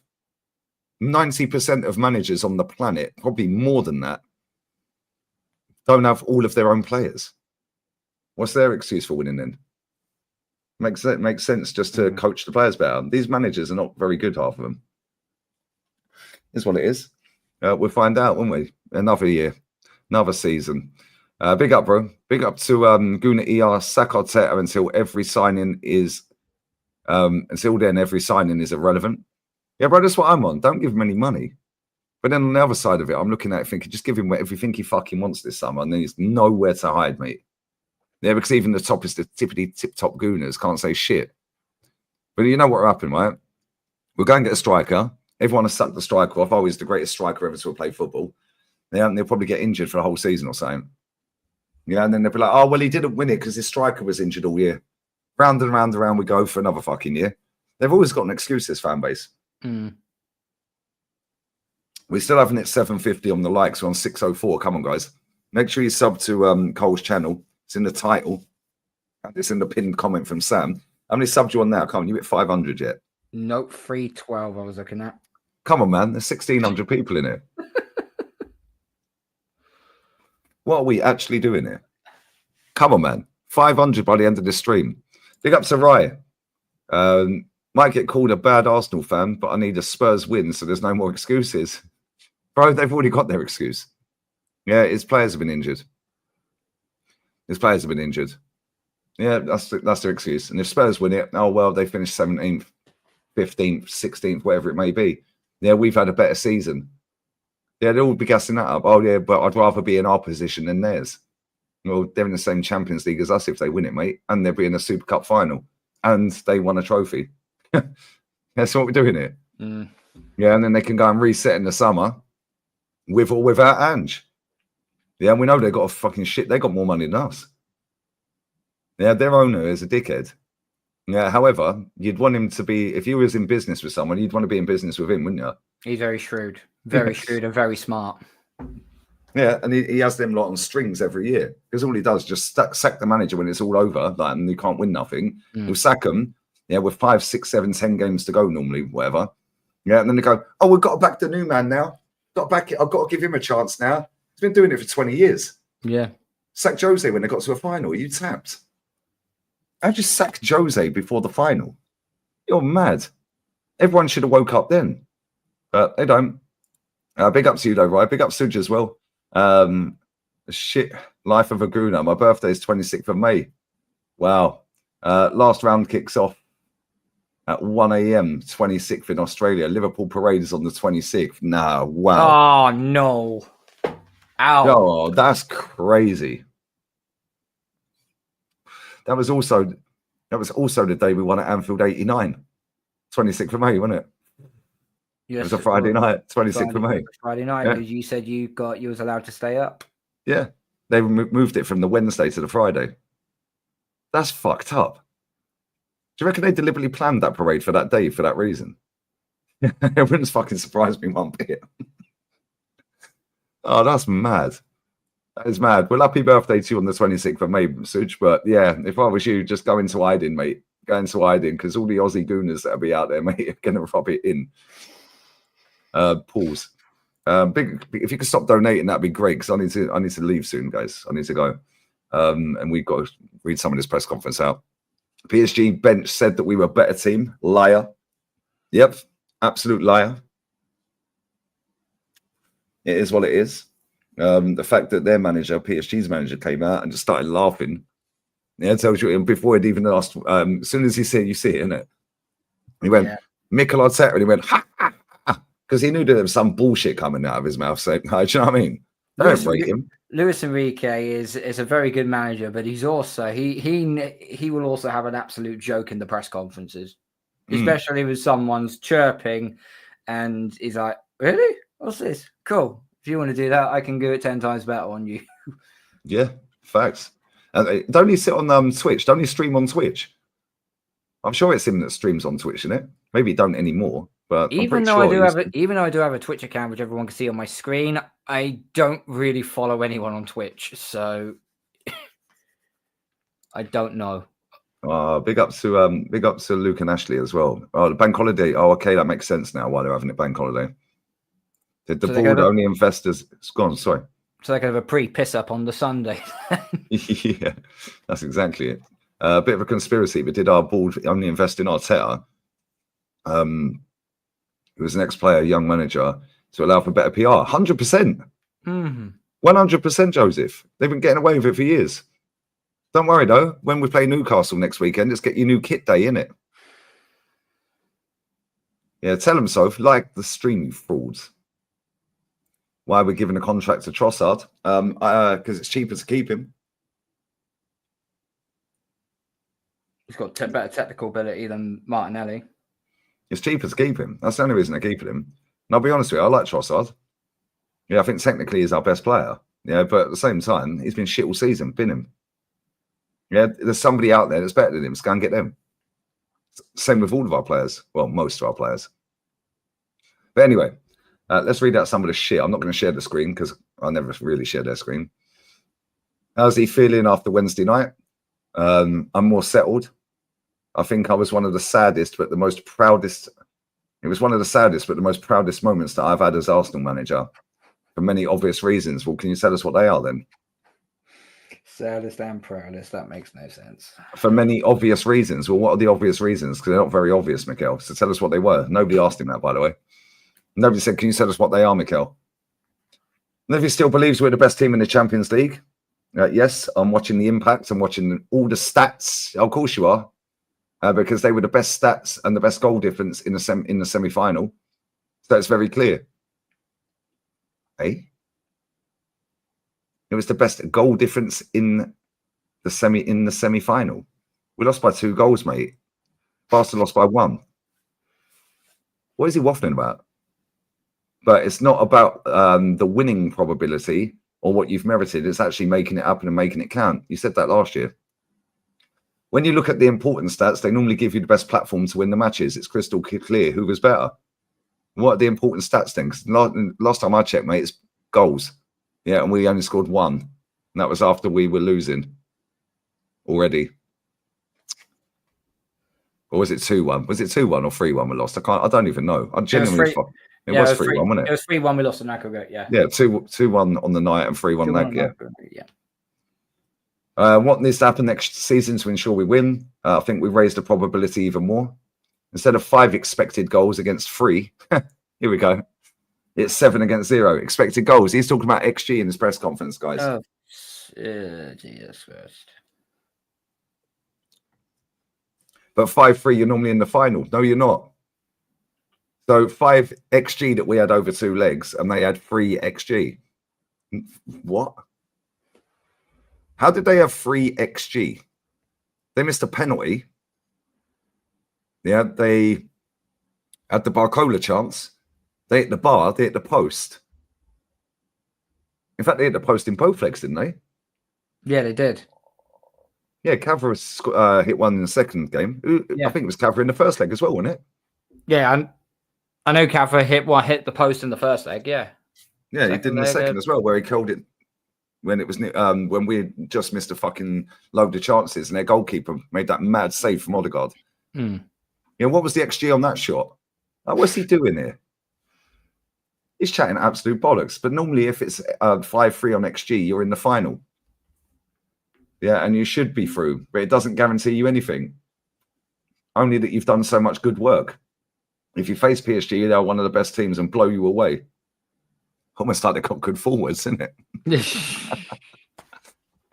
And you don't even know what happened. You just shake your hands and say, we're not ready. It's still not ready. Bro, he's just said in a press conference, you shake hands and say, we're still not ready. Phase 6, phase 5, phase whatever you want to call it, we are still not ready. Oh, my Lord.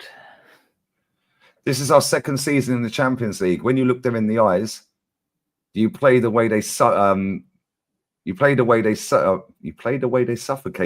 in the way we did against them. What is he waffling about, bro? This is why, bro, seriously, reading this press conference out, I have to fucking read it like 2 or 3 times sometimes. It just don't make sense. It's like trying to read a shit novel. You just... It's like reading a book backwards. Yeah. That's literally what it is, reading a book backwards. Football particular in and sport A, that except to have you match football A winning to critical. I should do his press conferences backwards. That'd be hilarious. Anyway, I have no idea what he's just said. But anyway, let's carry on. On whether we need more firepower to convert the chances. That's very volatile. And regardless of the players you have, it happens. Nobody can predict when you go to a semi-final and it's Inter versus against Barca, and you can only predict who is going to score. How is he going to score? It's impossible. The right back had the first chance of the game. He missed. The centre back that is left-footed scored with his right foot. Then against us, Hakimi, he shouldn't be in the game for at least the last 10 minutes of the first leg. So he would not be able to play in the second leg. He then scores a goal, which was an expected goal of 0.07. Is he taking a fucking piss? How is that Hakimi goal 0.07 XG? It was in the fucking penalty box, mate. Yeah, and he dropped his shoulder and curled it in. Why is he even saying this in a press conference? I'll tell you why, because he's a control freak. Yeah, that's the only logical reason I can think of this. At the end of the day, the ball went in the back of the net. Who cares about it? About XG? It's called expected goal. Is it expected goals? Mm. We went in the back of the net, so it basically counts as one. Yeah. I mean, and he's saying that he shouldn't be on the pitch in the second. He shouldn't have been on the pitch for the last 10 minutes of the first leg. Yeah. To be fair, he probably should have been sent off. But at the same time, yeah, they should have had a penalty because that was a foul on Cavra from Simba in the first leg. It was a penalty. He put his arm around him. Yeah, Saka should have been sent off, but he kicked the ball away first time, got booked. Yeah, and then he absolutely clarted somebody in the penalty box, their penalty box. Yeah, didn't even get booked. But he should have been sent off. Yeah, what are we doing here? This is pathetic. What chances did we create over 2 legs? Next to none. On having to lift the players for the final 3 games, it is what we are. This is what we do. Yeah, when you get so close to winning big trophies and you don't achieve it, we have been part of that journey. We have to be able to now go immediately into a different competition and perform at the highest level. That's it. Okay. I'm giving Liverpool a guard of honor. They deserve it. Wow, he's given Liverpool fucking some credit, bruv. They've been the best team. They've been the most consistent. And what Slot and his coaching staff have done has been fascinating, and it's really good. They fully deserve it, and that's the sport. Somebody's better. You have to approve and accept and try and reach that level. Wow, but he just slagged off PSG for 5 minutes. That last little bit, it sounded like he was saying that through gritted teeth. Yep, 100%. On ending the season strongly to consolidate second place. That's how we felt in the manner that we went out. We are very, very proud, but make sure that the finish of the season is going to be in the same way. You cannot win the Premier League, that's clear. But the last 16 days that we have with 3 games to go, make sure that we make ourselves proud, at least, to compete till the end in the manner we deserve. How many points behind are we? Let's have a look. 15. Yeah, 15. So even if Liverpool lose all 3 of their games and we win all 3, we're still 6 points behind. Well, we're not winning at Anfield because we haven't beaten them there since 2012. And we ain't beating Newcastle either. We ain't beating Newcastle either. We'll be lucky to get a draw against Newcastle. Yeah, we're fucked. This guy's a scumbag. Anyway, let's carry on. And whether luck has gone against us this season, there are many factors we need to judge and go our way in that decision. In that clinical moment, the ball goes off the post, out, or in its fine margins. He loves that, doesn't he? So I think that we have to try. What we try to do is amplify the fine margins. the bigger the margins are, even if those things happen, then it will be very difficult for the opposition. Same scumbag stood on the pitch last season, after we beat Everton, and they said, guys, do not accept second place, guys. Now he's sitting there sucking off XG in second place. He says fine margins. Who else do you know that says the term fine margins recently? Mad, isn't it? Yeah, it's crazy, bro. This guy's a dickhead. Absolute dickhead. Right, what else? On how close we're getting to winning trophies. 1,700 and about 43, 44. Oh, it's gone midnight. 743 days, I think. So we're miles away, mate. We are there. Well, we're not, are we? Because with the amount of points that we have generated in the last few seasons, we could have had 2 Premier League titles. So I know how close. We are there. We are providing the numbers that win you titles. Well, you're not, are you? Because you ain't won them, you fucking idiot. What is he doing, man? Yeah, we have to be a little bit luckier, he said. We have to be a little bit luckier. No, you make your own luck, Mikel, by buying better players. It's not rocket science. The teams with the best players win. Pretty simple. 9 times out of 10. Yeah.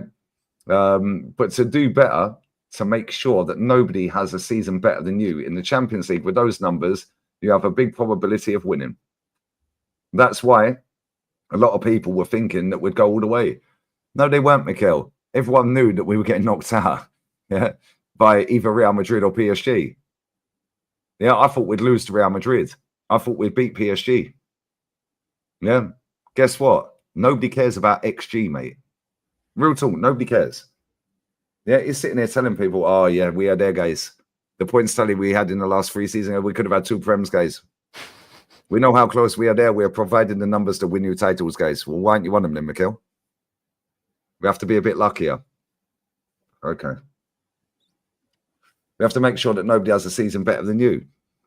So you haven't amassed the amount of points to win titles then, have you? Because there's been teams that have amassed more because they're better than you.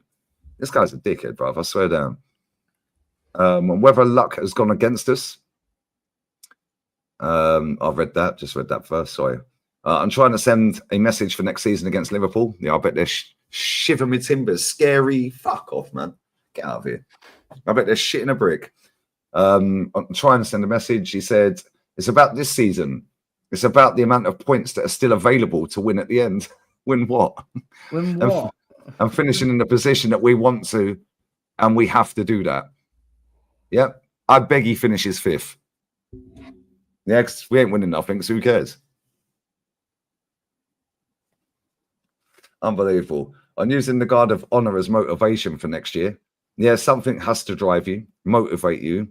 And the pain for this is a good one to use sometimes, you know, when you really want to do something, but it's the right thing to do. Usually it motivates for next season. Well, how did that work out last season?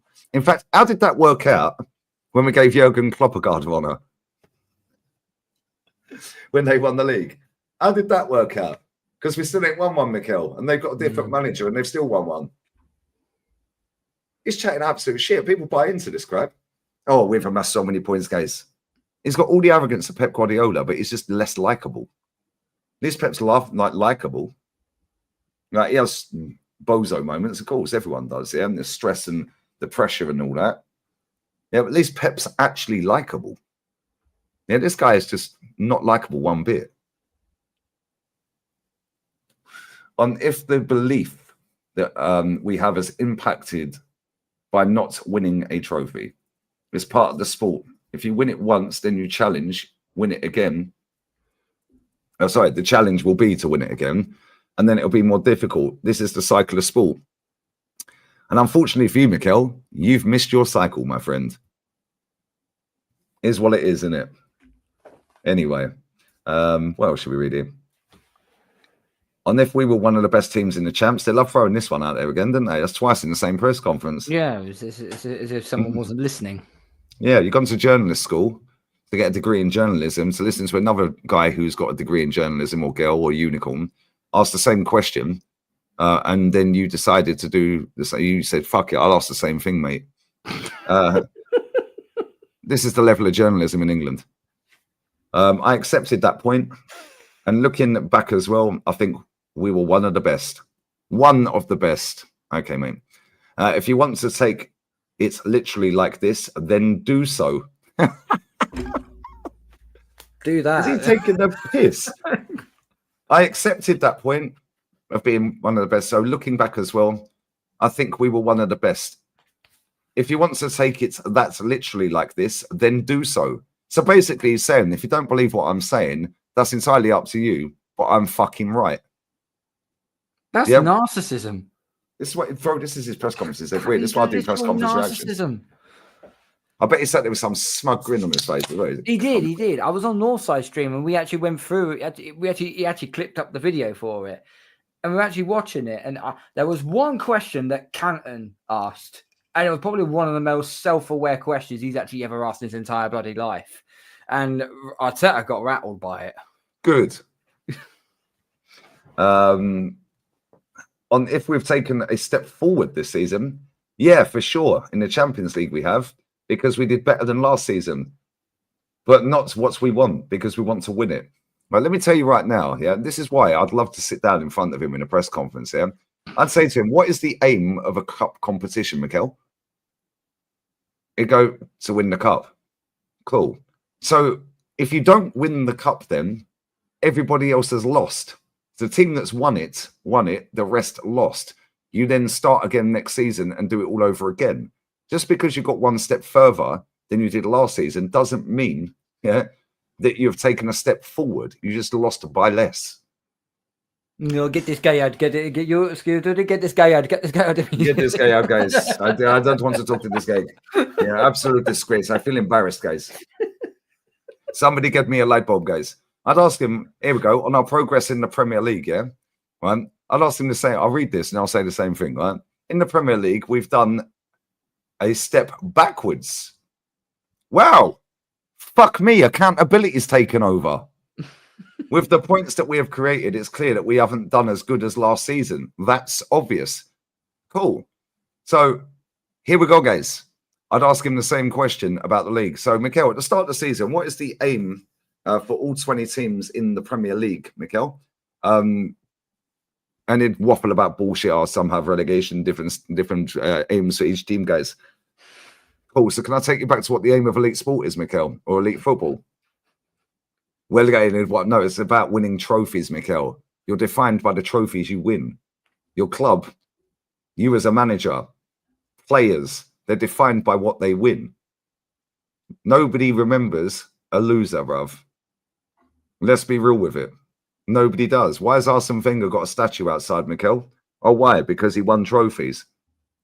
Why has Herbert Chapman got one? Why? Because he won trophies.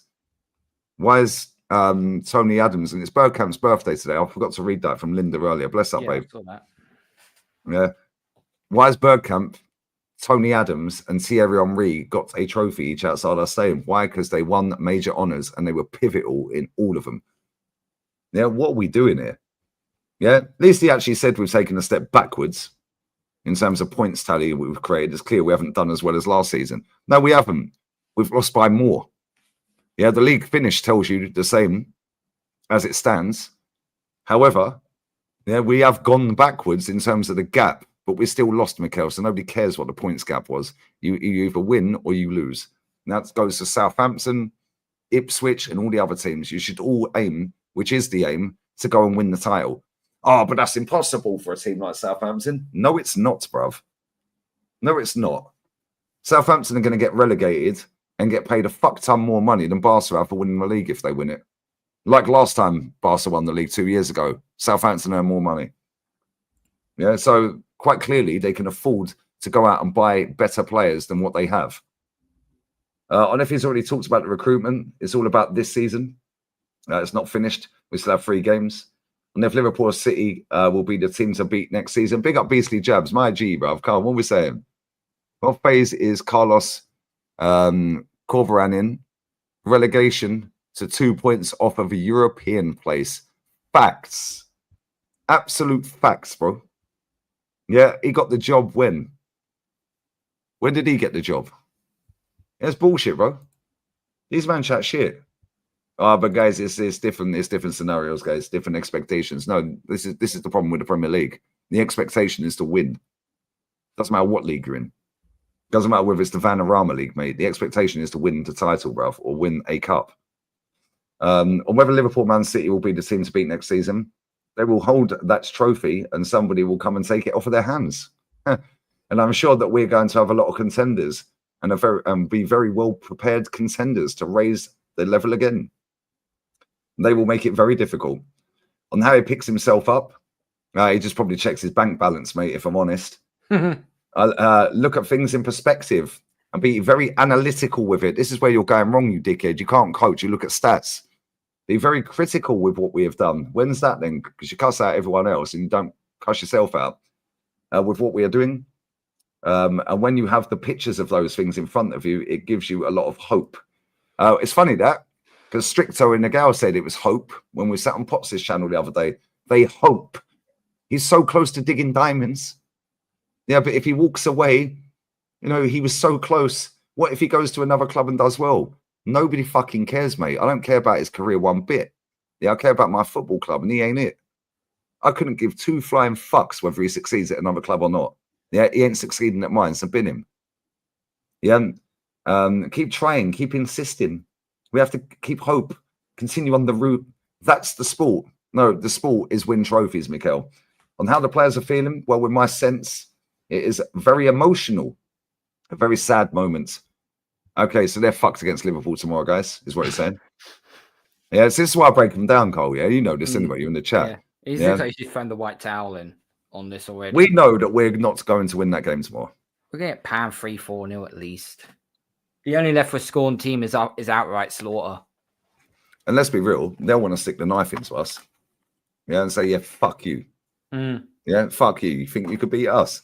Yeah, you think you could beat us? He's going to have them fired up. I'll be shocked, yeah, and amazed if we beat them tomorrow. We haven't beaten them there for about 13 years, 12, 13 years. I'll be shocked, yeah, if we get a win there tomorrow. But if we do, well, we beat the champions. Beat the champions, mate. Yeah, our record against the top six is amazing. Top six champs. Did you see Paddy Power rock up with a fucking that we tried or we nearly won or sang trophy? Oh no, best in the Champions League. I did see the We Tried FC, the We Tried FC bus picture. Yeah, I did see that. Paddy Power actually rocked up at the stadium.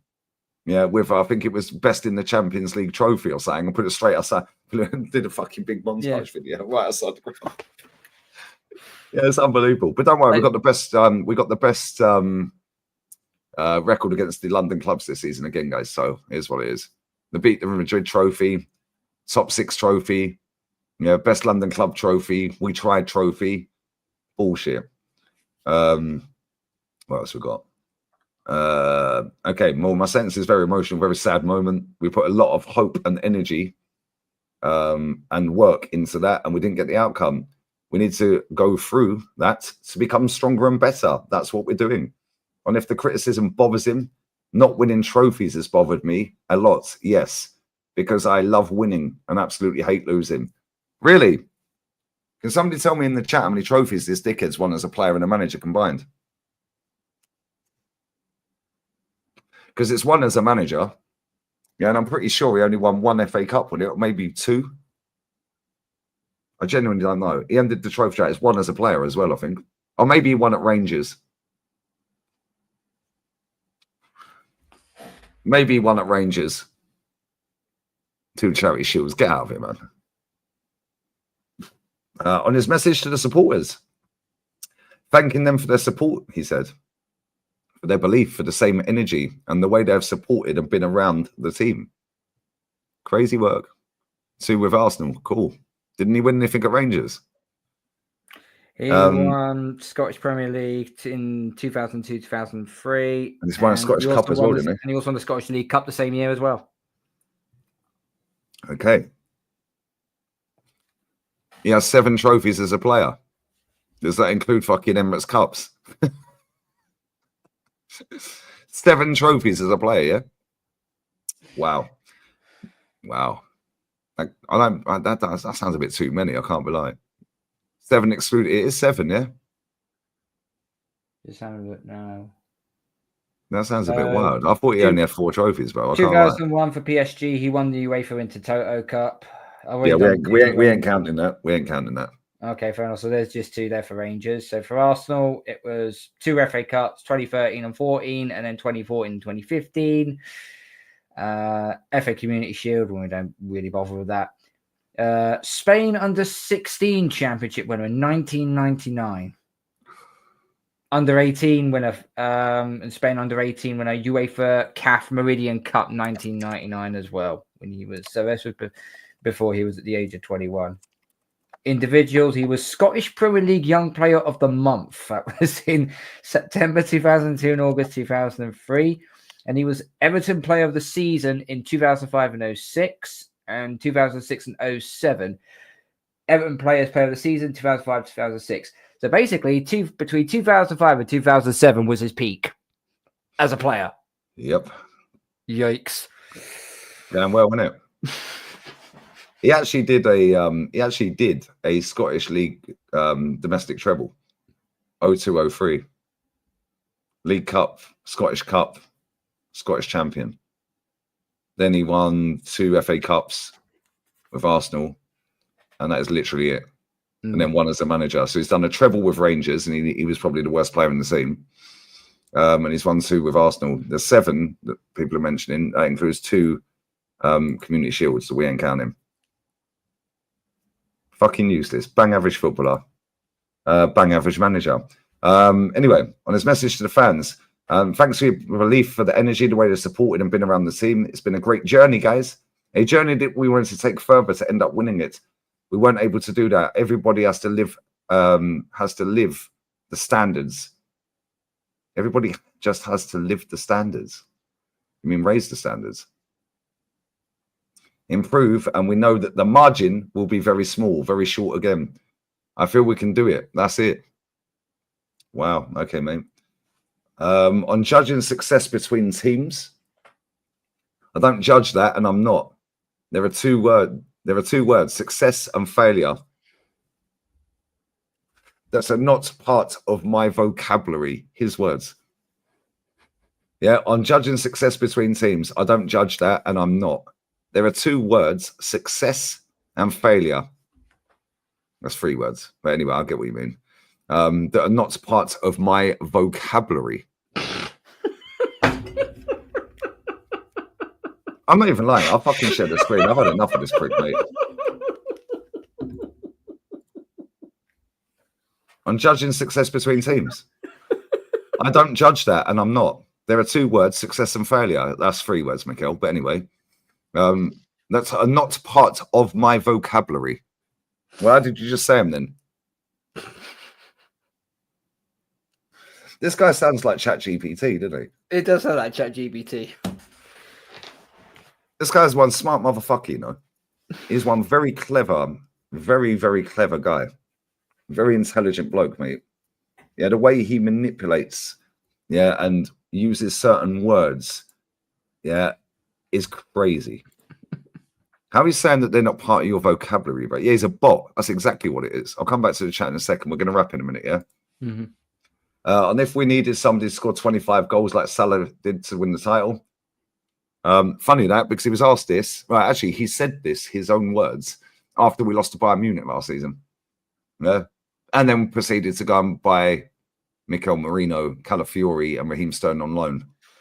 He goes, yeah, I would look more broadly. I think if you score over 90 goals, you have a high probability of winning the Prem. It doesn't guarantee you it, but you have a high probability if the defensive record is very good as well, and very dependable as well. Against who and in which moment this striker, this winger, in this case, has scored the goals and how many points he is contributing with those goals. So basically you're saying you need a striker, but you haven't bothered buying one since you've been here. Okay, cool. So why did you tell us that? So this is where these press conferences are hilarious, yeah? Right? If I was in that press car, Mikel, but you told us after losing to Bayern Munich last season, you ain't got a Harry Kane in your team. So why did you not go for Harry Kane? How comes after that, you then brought 2 defensive players and got a winger from Chelsea who's seen his better days in Raheem Sterling, which you clearly know because you barely played him all season. Why didn't you bother going and buying a striker? Because Victor Gyökeres's release clause was the same as Mikel Merino and Calafiori's fee. Excuse me, guys. Can you kick this guy out, please? I feel embarrassed, guys. He's mad manipulating and fucking... It's jarring, bruv. I don't know if he thinks a new attacking player is the answer. I have to make it more clear. In January, it was clear or not. Oh, this is the clip I see earlier where he was fucking smirking at whoever said that. Is this the one Canton said? I think it was one Canton said, yeah. And if he thinks a new attacking player is the answer, have I not made it more clear? Yeah, in January, it was clear or not. I told you because you were in the room, I think, many times. I made a very clear statement, and that statement continues the same. I want the best team, the best players. If we have 3 goal scorers over 25, bring them in. We're going to be a much better team. Yes. So why have you not bothered buying one then, bruv? Because there's plenty of players out there that have bagged over 25 goals in different leagues or this league. Yeah, since you've been our manager. Big up Monts, brother. I'm pretty sure that last bit, what he said, was actually sarcasm. I think he just had enough of the reporter at that one point, and I think that was just sarcasm. The way he death stared whoever that was, though, was crazy. Yeah. I actually see that clip earlier. That is so unprofessional. So unprofessional. And if goal scorers are the hardest players to find and recruit, probably they are, because there's not many who have put them numbers up. Well, there's fucking shitloads of them, Mikel. There's loads. There is literally loads of players that have scored 20 plus goals, 25 plus goals. Yeah, since you've been our manager, mate. Jesus, Laws. Lauren, Jesus. Oh, wow. I rewatched the end. Yeah. By the way, he was such a see you next Tuesday to her. Yeah, Lou Dog, I'll text you after, yeah? Yeah, I'll text you after because it's funny. Yeah, I'll tell you. Yeah, definitely link up soon, Monks, man. Definitely hashtag Leavers, right. I'm pretty much always spot on about this club, bro, unfortunately. But it is what it is. But that's up to you, bruv. And well done on your title. What else we got? How many more questions? Right, there's only a few. We'll get them done and go. And if he thinks a new attacking player is the answer, yeah, we've done that one. On if goal scorers are the hardest players to find, we'll try to improve. We obviously said, yeah, not many have put them numbers up. Well, they have. But certainly, we'll try to improve, but certainly improve the ones that we have right now.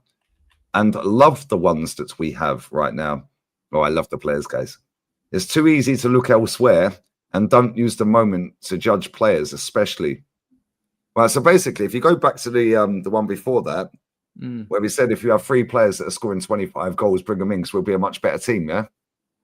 But then the question before that, because I'll do it back to front instead of from... Actually, maybe this is in the order of the questions. I don't know. Either way, it's on the order from top to bottom on their website. Right? So then the very next question is, yeah, are they the hardest to find and recruit? We'll try to improve, but certainly improve the ones that we have right now and love the ones that we have. It's too easy to look elsewhere at the moment and judge players. But you just said, Mikel, yeah, and if he thinks a new attacking player is the answer, I have to make it clear. In January, it was clear or not. I told you because you were in the room, and I think many times. I've made it a clear statement. The statement continues the same. Yeah, I want the best team, the best players. We have 3 goal scorers over 25. Bring them in.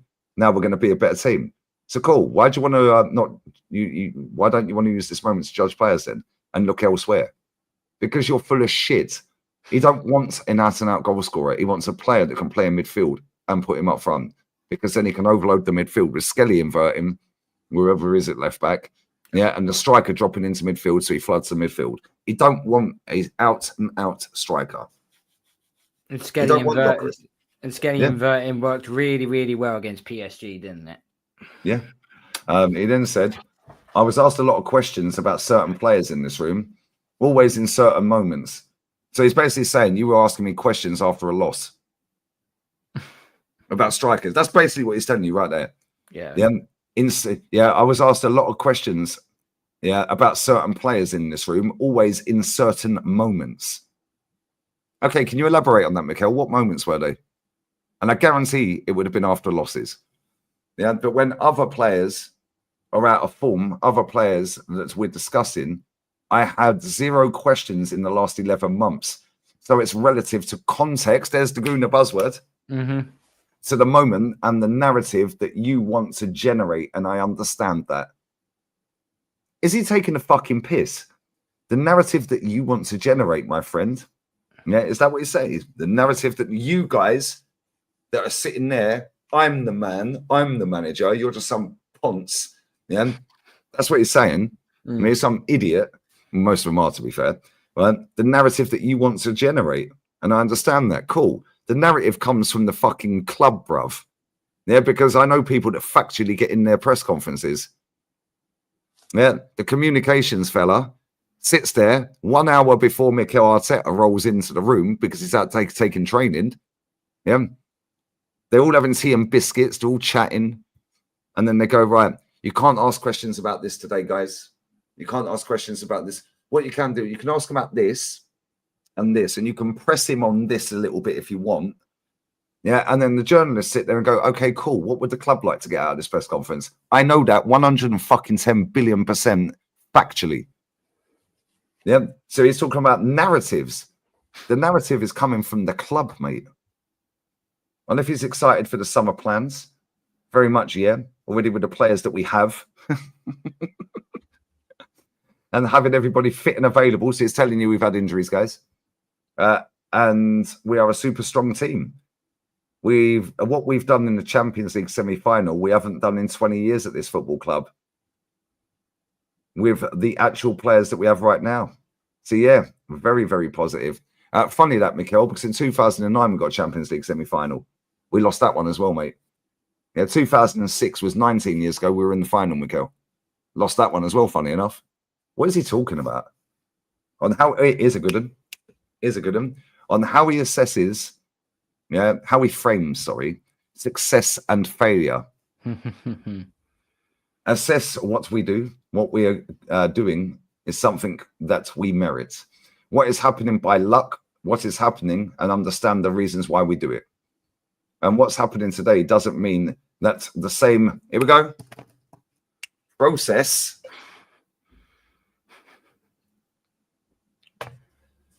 the thing that is good is going to be good tomorrow either. So don't get carried away with it. And don't get too critical or too low when something doesn't go your way. Because we can easily be in a final. And then what? Well, hold on. I'll carry on with the rest of that answer in a minute. We could easily be in a final. Well, why ain't you then? They're doing exactly the same thing. Yeah, with those stats. Keeps mentioning the XG, guys. You could be in a Champions League final and then what? So now, because you know you have to think differently, it's too simplistic. We cannot work at that way. But this sport is too volatile to think that way. It's too simple, too easy. So basically what he's saying is, don't challenge me if I don't make a final or if I win anything. Challenge me because I'm at least having a go. Yeah, and it's too simplistic to define failure or success. No, it's not, mate. Yeah, before you were fucking born, the same as the rest of us, yeah, they were handing trophies out to the fucking winners, mate. That is still the same. Football has not changed in terms of how you win trophies, bruv. You are the best team. Pretty simple, isn't it? Yeah, you put the ball in this net, guys. As many times as you can, guys. You keep it out of this net, guys. At the end of the season, guys, the team with the most points, because they did this two simple metrics, guys, is the team that wins the league title, guys. The fuck is he waffling about? Yeah, too simplistic. No, it's not, mate. You win or you lose. That's it. People like him have confused everyone. Yeah, I don't know if that's his own or collective mindset. There are people that work in sport that understand that. When you see that with the results, that you can beat a team and go 4-0, the next week you draw 2-2 against a team that is being almost relegated. And then what? Do exactly the same thing? So this sport, and in particular football. This is sport and in particular football. Cool. Well done, mate. You beat a team 4-0 and then draw 2-2. What is your point? What is he doing here? I don't know. On why Ethan hasn't featured lately. There are moments when players are used more and less. No fucking shit, Sherlock. And because he's played a lot, he's played probably more than anybody expected. Well, just because it was unexpected doesn't mean he can't play anymore, mate. Yeah. And the last few games, because of the games and the context, doing a buzzword again, We decided not to play him that much. It can change very quickly. Basically, you don't rate him, mate, because he don't hold the ball like Martin Odegaard does. He don't track back like Martin Odegaard does. He gives the ball away cheaply because he tries to take players on and try to affect the game in the final third. But here's what it is, isn't it? How to teach the players to be more consistent. How about buy more consistent players? Pretty fucking simple. Well, with habits training every day, talking about what kind of behavior we need to achieve, what we want to do, and raising the demands. Like always, the higher the demands and the standards, the more consistent you're going to be, because it's normal for you. But the standards are so high that for others, it's not normal. So normally you're going to be better than them. So basically he's saying our standards are really high, guys, even though Newcastle won a trophy this season. Palace could win one. Yeah, Man United and Spurs are in a final. Chelsea are in a final. Man City are in a final. Don't worry though, guys. We got better standards than them. Cool. Whatever, mate. Whatever. Just to say, Ethan Nwemri, he's played 814 minutes in the Premier League this season. Which equates to what? Fucking less than 10 full games. Yep. But don't worry, guys. He's played a lot of minutes, guys. He's played a lot of minutes, mate. This guy is an absolute shit show. Yeah, the quicker this guy leaves, the better. And do you know what? When he leaves, that'll be bigger than when Wenger left. Yeah, because this guy has got a massive cult following for nothing. Yeah, real talk. Yeah, I can't stand this bloke, mate. Yeah, it's absolutely brainwashing people. Yeah, how'd you sit in a press conference and talk about fucking XG, bruv? How about put the ball in the fucking net, you prat? Oh, well, we need to if there's strikers out there, guys, then we could go and get them. But there's not many strikers to score 25 goals, guys. Yeah, that'd make us better if we did. Cool. Next question. With the summer transfer window, like, you know, with strike, well, we have to look at the players we've got and we have to love them. You know, it's too simplistic to just look at other players and say and judge them on this. And what the fuck are you talking about? That's the best part of the week for him. He loves their press conference. He can be the man.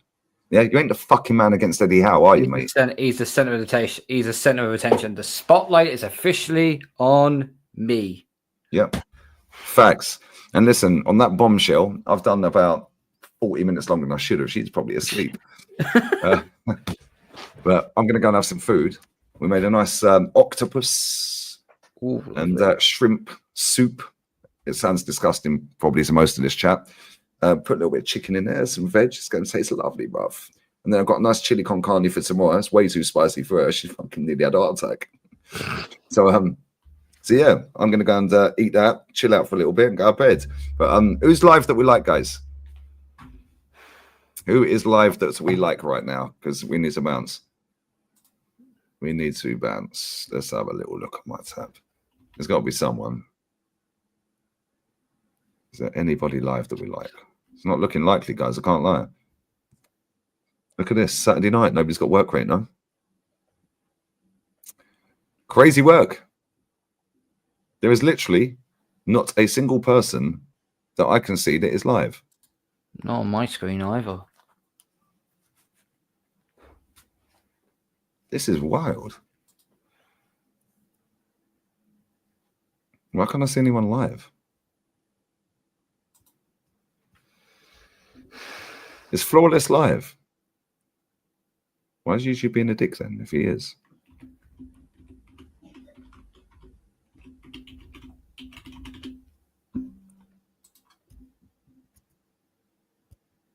I can't see that he's live, mate.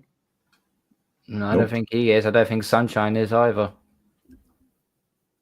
What's today's date? 11th. Yeah. Yeah, there's no one live, guys. No, Flawless finished about an hour ago.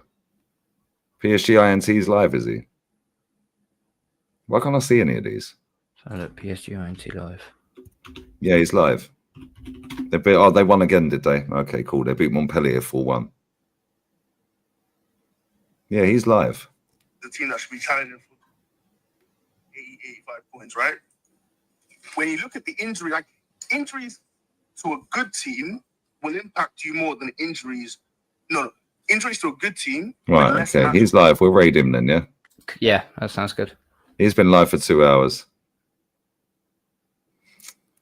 Cool. Cool. We're raiding. We're raiding. Bless up to everyone who's locked in. What you got coming up, bro? Oh, Chanda, have you got 500 subs? If you ain't, you lot have failed, lads and lasses. Oh, drum roll. Looking now. All the frees. Free. Get Free, sub free, into free. his channel. The link's in the title, guys. Oh god. Yeah, so I've got the Arsenal anger management session tomorrow night, 9 p.m. Sending the invite out to all the people that have been on my channel recently. Got a few uploads coming up, one regarding Zubimendi, and I've got a show in the pipeline further down towards the end of the season, which is basically going to be a post-mortem of the season. And yeah, that's going to be a bit of a heated one, and I'm going to try and balance the lineup a little bit. So I don't really want to get a gal on my show, but I know for a fact that he will defend this manager right until the day he dies. So let's see what we can do. But big up to the chat. And Lee, thank you for inviting me on, mate. It is very, very much appreciated. And I can't thank you enough, bruv. Nah, bless up for the last 2 hours, man. It's been sick. And I've absolutely enjoyed it, mate. Absolutely loved it. And before we go, score prediction for tomorrow. 4-0 Liverpool. Ooh, I'm gonna say 3-1. 3-1. Okay. Liverpool. Yeah, 3-1 Liverpool. But listen, we're gonna raid PSG INT, and make sure you spam his chat. Yeah, hashtag pray for Inter. Hashtag pray for Inter raid. And I'm gonna go and eat some food, and then I'm going to bed because I had a bit of a late one last night. So yes. Bless up to everyone locked in. Big up to everyone who's liked, shared, sub, commented, donated, sub to Carl. And yeah, man, full match day tomorrow. And bless up to everyone inside, man. The figures have been lit. I can't lie. We've had just over 18,000 views whilst live, which is sick. So yeah, bless up to everyone locked in. This manager's still a scrub. And I'll be back tomorrow probably about an hour before kickoff tomorrow, maybe an hour before. Got to milk it, haven't we, guys? Got to milk it, profiting off a loss tonight. You know what I mean? Anyway, we're out. Raiders chat. Oh, actually, I've got one more super chat. Progress means nothing if you don't deliver. Keep waiting and you'll get nothing. Facts. Oh, but don't worry, guys. I got closer to winning the lottery. I got 3 numbers instead of 2. Piss off, man. Big up Daryl, brother. Hey, have you flogged that ticket? Yeah, I heard Sava was looking for one. He weren't. He was waffling. Pick up Sar. Anyway, we're going out. Out. We're not. I'm going to bed. Let's go live. I can't. I'm going to bed. I'm going to bed. Lauren, I'm going to bed. I've live. Are you drunk? I've live. Let's go. If she's on the bourbon, then yes. I've live. I swear she's hammered. Big up D Double as well. Greatest streamer of all time. But she has 0 fans. Man said I killed off all the top cooners. She is hammered. There you go. Big up Lou Dog. Anyway, yeah, she's alive. That's what she means. I'm very drunk. Lou Dog, go and lay down.